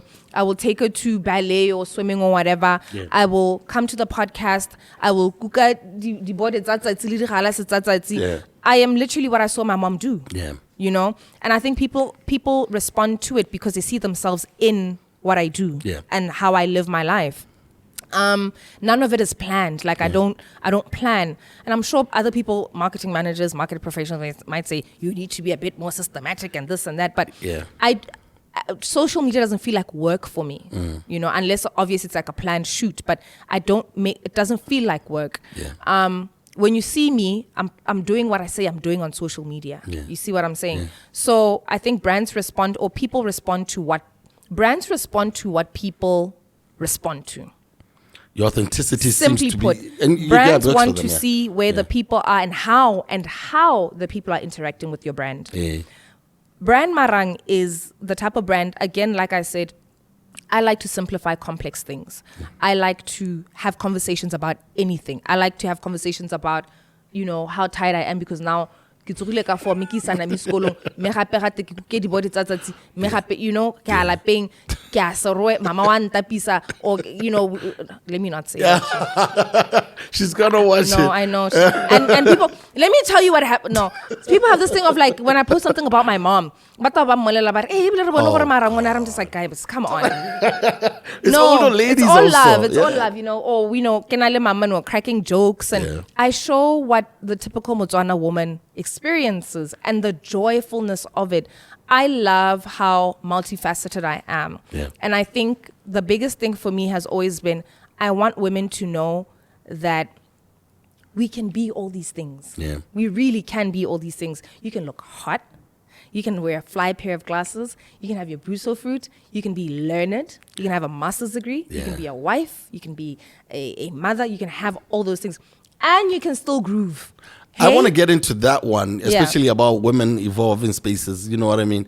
You work in spaces that focus on women's evolution and empowerment. Yeah. So I want you to talk to some of the initiatives that you're currently involved in. Yeah. And because I saw you and some ladies all wearing blue recently. There was this guy serenading you guys on the Brendan keyboard. Praise, yes, Yeah, I Brendan remember. Praise. I've only heard him on House Tracks, but he had Yeah. you guys right here. Yeah, the He's ladies. amazing. No, his music is amazing because like it's gospel, but it's like gospel on house, you know, on a house beat. Yeah, I'm really big on, and I don't want to say woman empowerment, but yeah, I suppose, you know, just supporting female causes. Yeah. And Doesn't just make an being- evolution, pretty yes, much. Yes, absolutely. And being in spaces where women are having real conversations and honest conversations. I'm big on that. Like, I don't like events where everything is generic. You know, I like to hear, I went through a divorce, but I was busy go tirong ke promotiwa. But I want to hear the complexities of your life and how you manage all these things, because these are real stories. You Yeah. know, we have mothers who went through a lot while showing up to work all the time. You Yeah. know. So I like those kind of events, and that was one of those events where I just definitely felt like I needed to be a part of. I haven't emceed in a while. I had stopped emceeing for a bit, but I came back to that. I'm part of an organization called Mentally Africa. Mentally Africa is a Pan-African mentorship organization. It is South African based or founded, but we've now spread our wings into Botswana. Okay. And funny enough, the Batswana who hate on Forbes. The founder of Mentally Africa, Belinda, met my friend Petzo, who have partnered with More Mentally Africa, during Forbes. Yeah. Forbes ya Botswana. So Forbes had some results. Let me show you. No, but these are, and I love networking opportunities like both Forbes. I attend these things all the time because even if like you don't see the benefit of it immediately, you're building relationships and that you'll later benefit from at some point. Yeah. That's if you are not even persistent. That's if you follow through and follow up. Yeah. You know. So we met Belinda during the first Forbes Summit, maintained a relationship. Petzo calls me up. She's like, "Listen, Belinda wants to do this thing. Let's do it together." And that's where we are now. So I have many great Forbes stories. I'm not saying this just, but I mean it. Yeah. So Mentally Africa is a mentorship organization, and we have an event in September on the 7th of September at Cresta Lodge. So essentially what we want to do is host women who have career women, professionals from different spaces, industries, across ages, whether it's music, whether it's finance, whether it's STEM, whatever. Yeah. And we're going to have panel discussions. I don't want to announce the panel topics yet, but just know they're juicy. Yeah. Not even juicy, they're layered. Yeah. I think that's the right word. They're layered. They're not just about thriving. They're about thriving through obstacles. They're about, you know, how to find yourself in, or how to build an international career, whether it's in international development or in a multinational that's outside of Botswana. We have a topic around just getting through personal challenges while thriving in your career. Like I said, like as people, we deal with loss, we deal with grief, we deal with a lot of things that sometimes we don't speak about in professional settings, but they're really part of our story. Yeah. So we have all kinds of really good topics and women who are very excited to be part of it. Some heavy hitters industry-wise, well, across industries, from the telcos to, I don't want to get into it, but it's a good one. I'm getting you into it. And then we're going to have a speed dating session, a mentorship speed dating session, and that's when we'll get to have now intimate conversations with those women. Yeah. So everyone will get a chance to pick who they want to talk to, and they chop it up and get to know each other. But again, I'm saying this to say, you know, there's always like this conversation around these women empowerment events and, you know, if they're really effective. And I always say, guys, you're there for a reason. If you're going to be there to just chill and look pretty, then be cool, like stand on that. But the idea is for you to follow through. What are some of the tips though? Like if you see there's like a price there, I'm coming out of a cold. Yes. Let's say a mentorship program that's put out there, and because that's what some women say, you know, or some of these things are just for women who have a lot of dough to come and flex. Yeah. You know, and tell people, you know, my this, that, and they're not really true. It's an organizer just trying to make some dough. How should they approach it if they really want to come out with something? And I want you to be as basic as possible. Do I come with a notebook? Yeah. Do I hi? Yeah. But what do I do? Why so shy? Yeah. That conservative thing again, you know. I'll give you an example. So, and it's also about your personality. Yeah. It's something Oprah said, like, she sits at the table. Even Sheryl Sandberg, she sits at the table. She doesn't sit on the sidelines.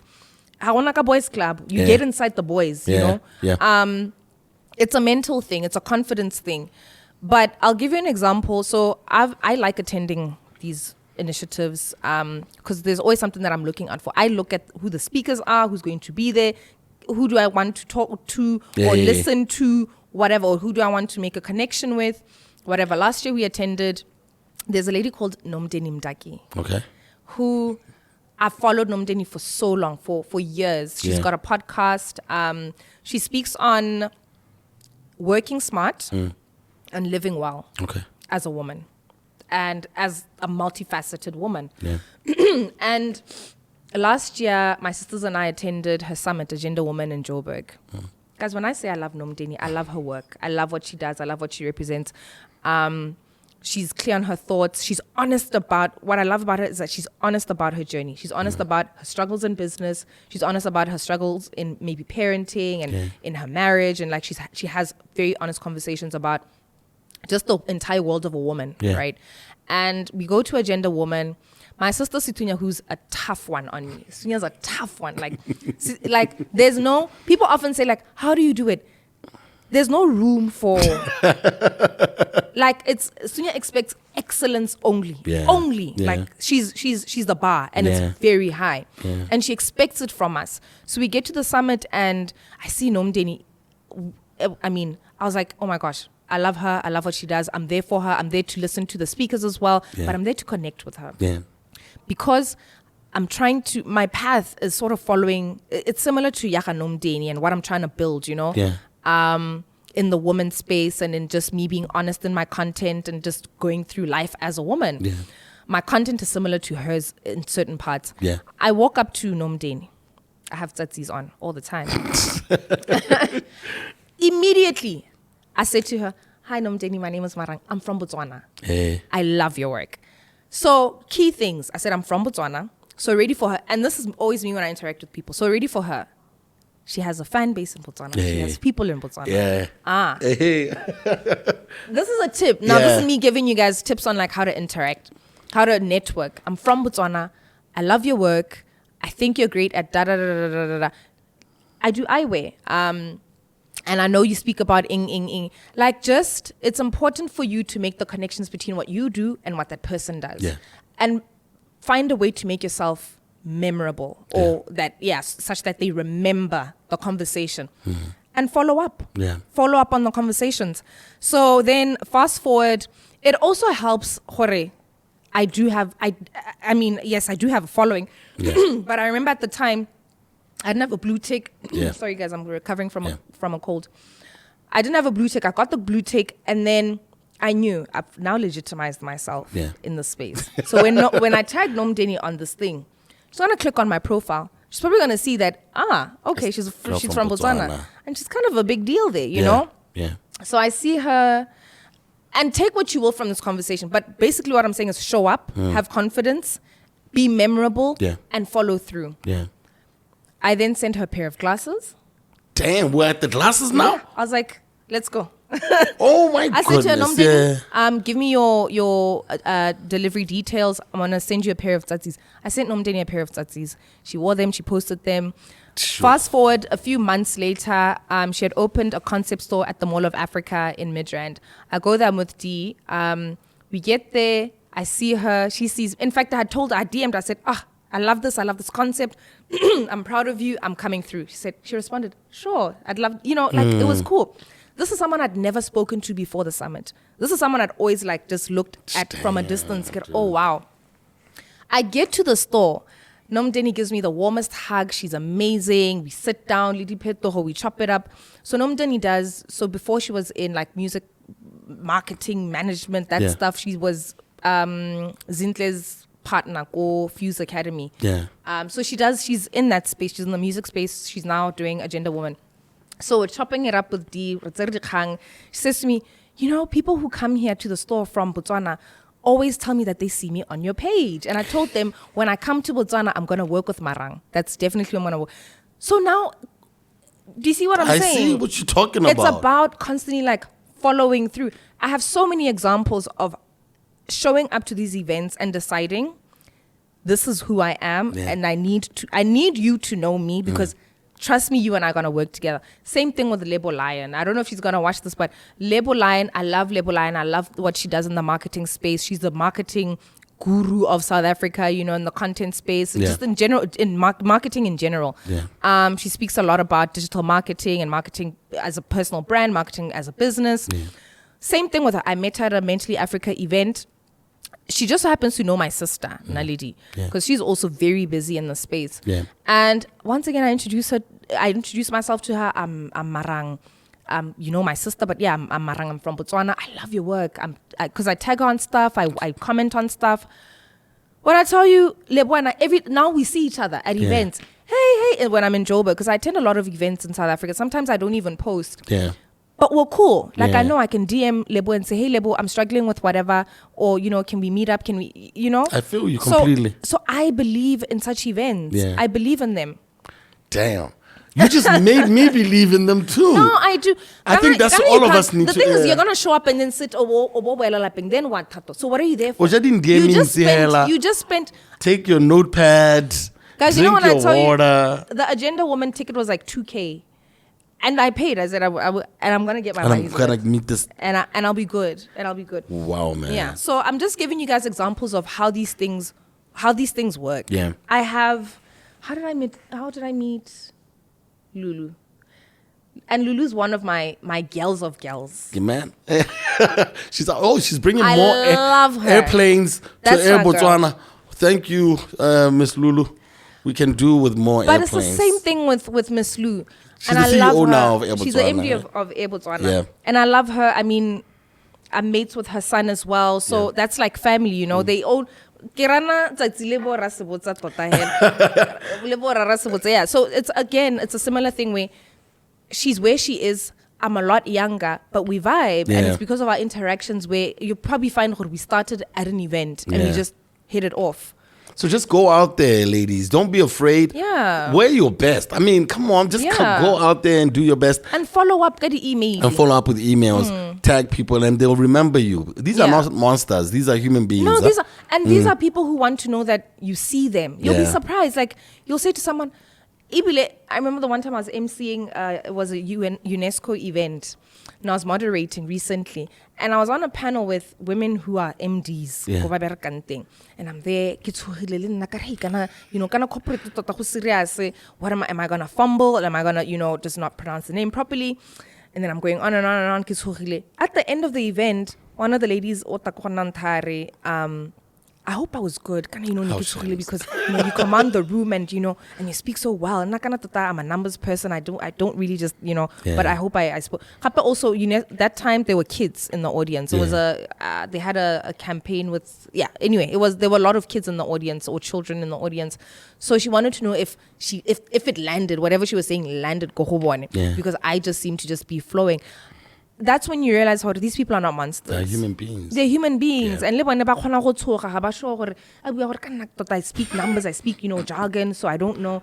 So you're fine. You got this. Yeah. I wanted to talk to your spirituality because on another interview that I saw, that I've been like all up in your I love that your you stuff do all day. Proper research. Spirituality, how much of this stuff did you pray for? Oh, I pray for it all the time. But how much of it that came through was what you prayed for? I 100% know that my life is, the life that I live is fully what I'm created to do. Yeah. Because it goes back to what I was saying to you earlier about when you have it or you don't have it. Yeah. Like they're just some things that you know, Tato, you are good at. Yeah. And everything else revolves around that. Tato, you're good with words. Yeah. I can't That is quit. your gift. I can't quit. That is your gift. Yeah. You're good with telling a story. You're a storyteller, whether it's on a mic, on a beat, or right here, sharing your story with us, and even encouraging other people to share theirs. Yeah. That is your gift, and that is something from God, and that's something no one can take from you. Definitely. So, and a lot of the things that you do, you've evolved, and now you're doing a podcast. This is what you do. You'll always be aligned at some point or the other with what you are made to do. How you did radio. Yeah. Again, you're using your words, you're using your gift, you're telling a story. Yeah. So it's the same thing with me. Like I honestly feel like a lot of the things that I do, there's ease to it. And I know 100% that where there's ease, there's God. Yeah. And there's approval from God. Yeah. I pray about a lot of things. Like before I post, I will pray crazy. I swear. I will pray about things. I will pray. There are times when I remove Nami completely from social media because I'm just going through a thing. But I'm very much... you feel like it's monitoring stuff. What have you said?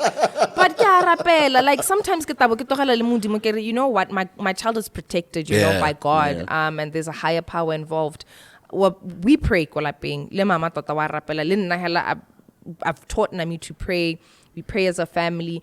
And I know for a fact that none of this would be possible if I didn't constantly tap in. Yeah. There's power, Tato, in silencing the noise and letting God lead you. Yeah. This year, I can go on. Go. But No, go, ma. this year, I completed my master's in March, and oh, thanks, guys. No, but that's not. So the point I'm trying... Last year was hectic. Last year I was building I taxi. don't know how you did that. No, it was hectic. I was doing pop-ups every weekend. It was intense, and I'd still come home and I had a 4 a.m. routine. I'd be at Westwood. I worked at Westwood. Yeah. I'd do swimming lessons. I mean, I was overwhelmed. I was constantly on drive. Yeah. But I know the fact that I am high performance all the time. Yeah. All the time. It's when I do it for real. Yeah. Or I don't do it at all, So last year I prayed to God, and I said, God, I need ease. Yeah. I've built Tsatsi.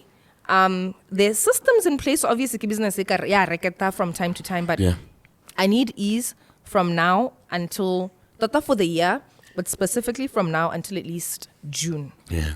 Because I need to finish this paper. Yeah. So I'm not going to pay school fees again. Yeah. I'm done. I need to be done. And Your I was almost dissertation. done. My dissertation. Yeah. I need to be done.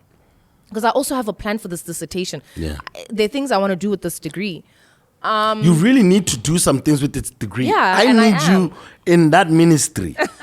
Making some cultural policies. We'll see. But yeah, we'll leave that for another day. Yeah, so I prayed to God. I said I need ease. Yeah. Tata, when I tell you, God said, ease is what you're going to get, my girl.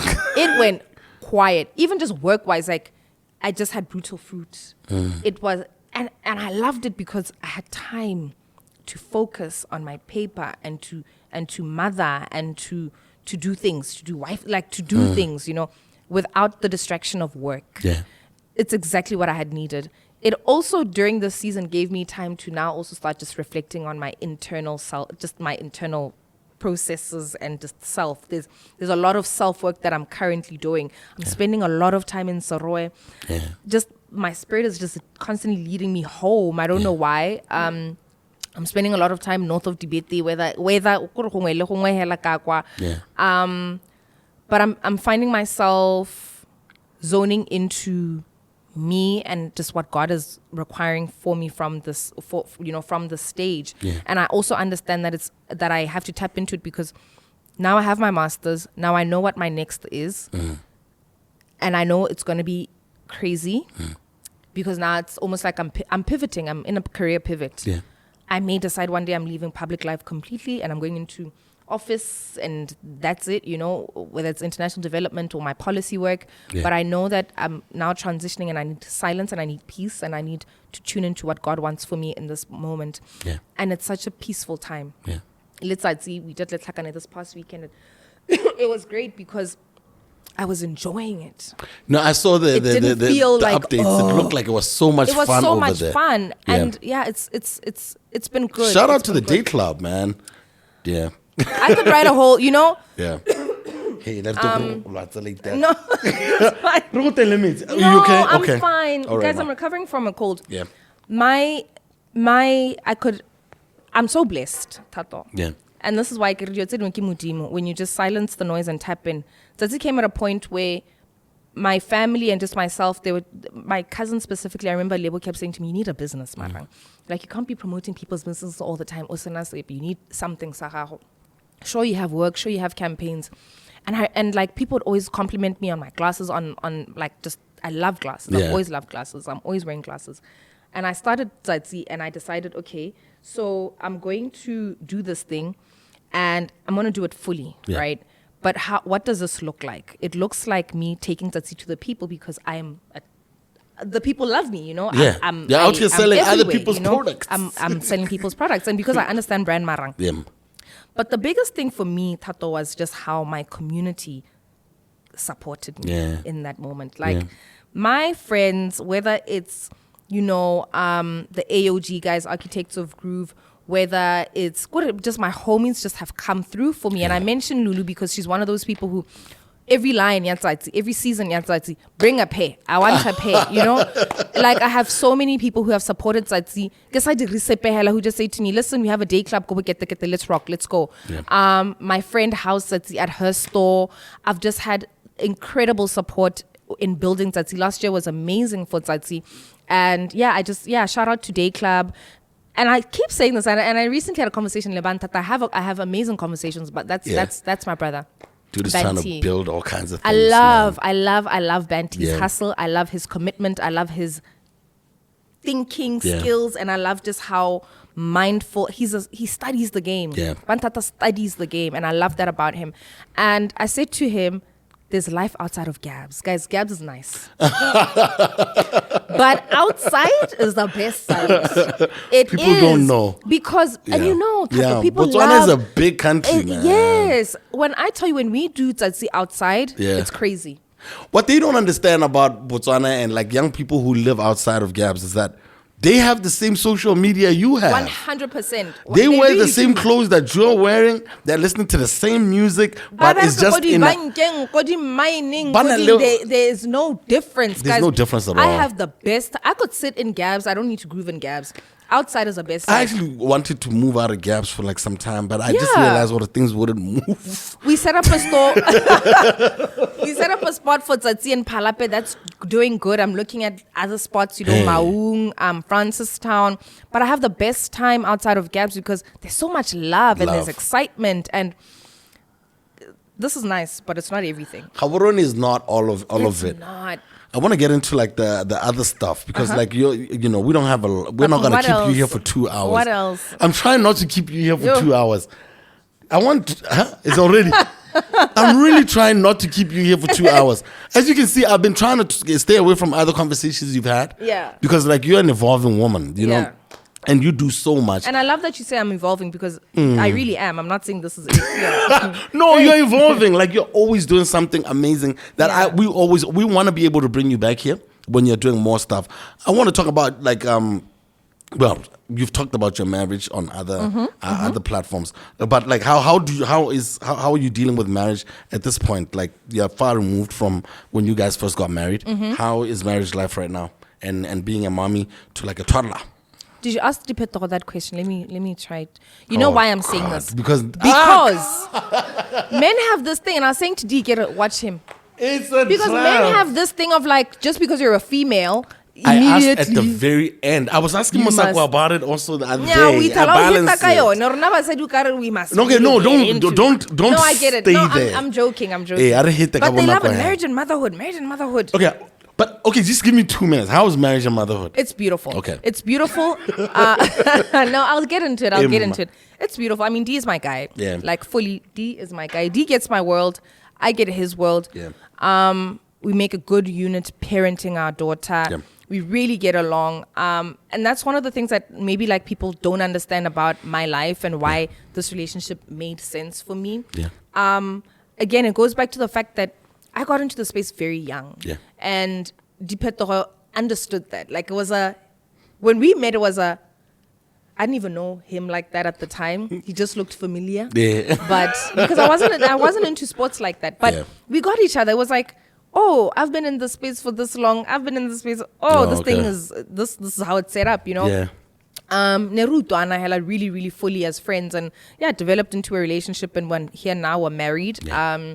We are 3 years in. We turned 3 in April, and we have our beautiful daughter Nami, who's 4 years old, who is a light, who is bubbly, who is fun, and it's good. It's awesome. Good. We have a happy home. Awesome stuff. I'm not gonna dwell on it because if you want more, you can check on their socials. Yeah. You know, they're out here doing amazing stuff. And the trips to Chicago, how do they treat him out there? Oh, they love him. Guys, you should go to South Africa with D. And he's a big deal. Like some of the South African journalists. D is a big deal. He's a huge and you know, deal. Like I have conversations. Like I'll be listening to him get calls from. Tell like about Dipetoro. How do you like every team? A lot of these teams, whether they want to play here, trust me when I say before, it starts with D. Yeah. Even with players, one of those players called teaming. What do you think? It always starts with D. Even before the clubs know, before the people in those positions, it always starts with D. So I love that about him. I love his work ethic. I love that he's also very humble. The humility is crazy. It's too much. So cool. My husband is so cool. And one thing that I get, like people like to say, yeah, but you don't really. I'm set, guys. I'm not an expert in marriage. Yeah. So I'm not gonna come here because also when you're a public figure, people tend to think there's an expectation you must share your marriage, you must share the gifts, the what's in the nah, guys. I actually don't owe you that. Yeah, I actually don't owe you that. You know, because I never announced that I'm dating this person. You know.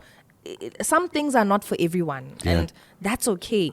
Linami, and I don't show every moment. I show one thing, and that's fine. Yeah. My work is my work. My life is my life. I show what I want and what I feel I want to show. Awesome stuff. Yeah.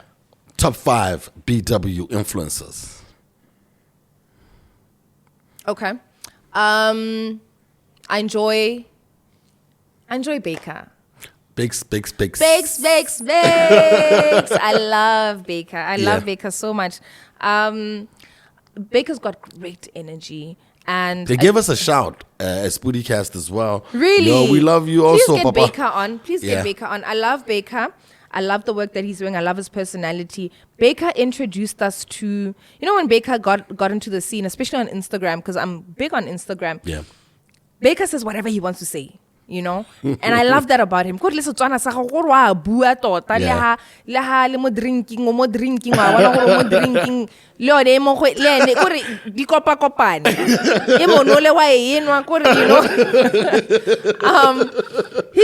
and I love him. So Baker's one of them. Yeah. Dumi's been in the game for so long. Yo. Yeah, she's been in the game. She is, I believe she's the original influencer in the sense this is what she decided she's going to do and what she's going to do. Until I met her in life, I just thought like she was just all put together. Like she's and even in a real life gorgeous she girl. looked like it. It's like where you headed? But like she's so well put together. So it's about embodying what you 100%. Do, right? To me, it's great. I love that. Yeah, she's the one who said, "Okay, I am an influence." Not said it, but that's what she is. She went for it. Yeah. So she's the original influencer within this generation of now, like full content creation. Kennedy. Tall. Yes, I love his work. I love again on kopotsa Baker ba tshwananya and that the Setswana sa bone. I love his creativity. He's just so much fun. He's always dragging us on his posts. Who else do I like? He's really lucky because like God just gave him a green finger. Yeah. He's I like people with range. I don't know if that makes that's sense. crazy. He's got too much range. Yeah, I love that he can sing, that he dresses well, he's a fitness guy. Hilarious too. Hilarious. Yeah.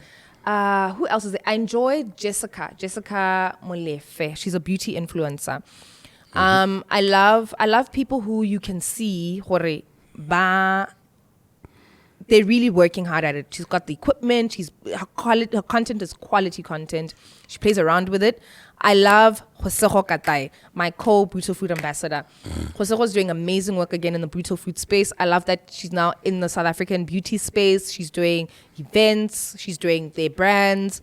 She's really in that beauty influencer club of, the South African girls. I love it for her. I'm on 4. No, you're already on 5, but like we can add more. Like even others like we should look out for. I just realized I'm not following anyone. Guys, I'm not the target market.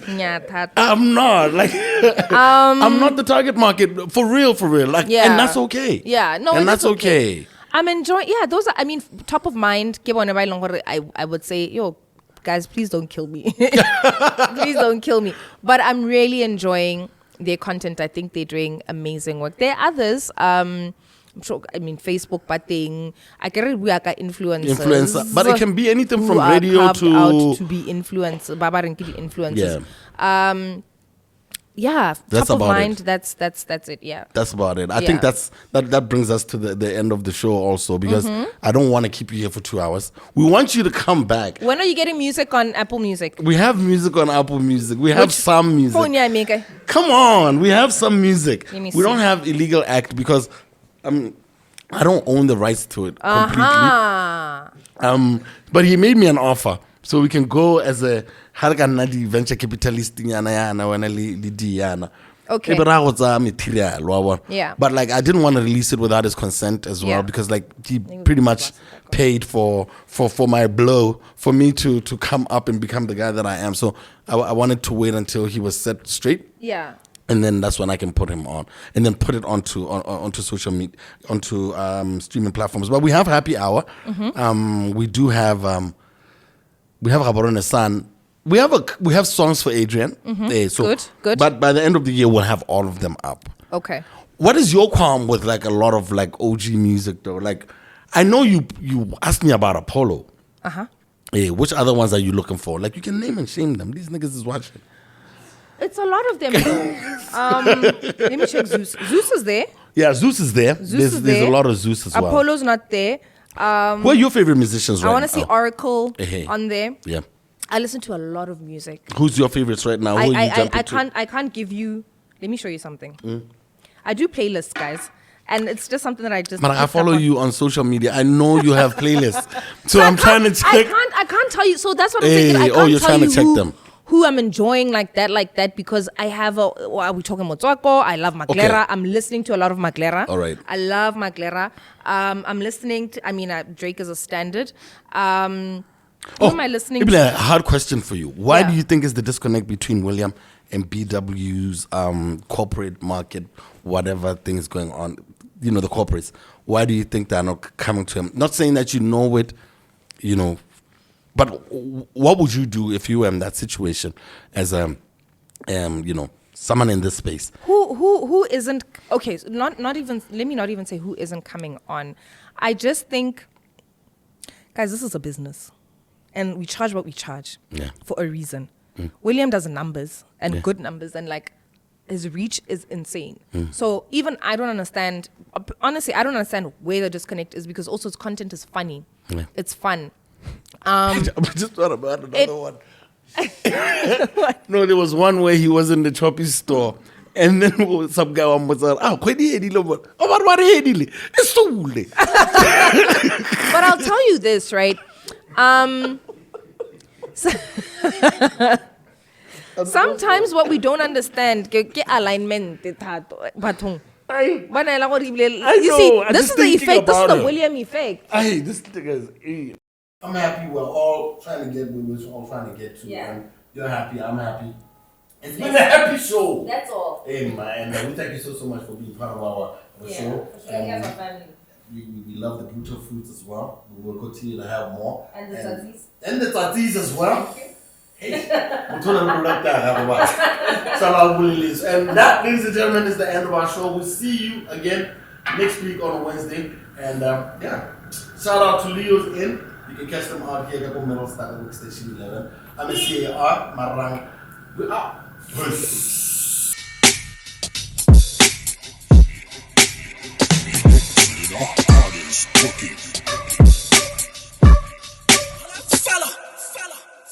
People of different identities.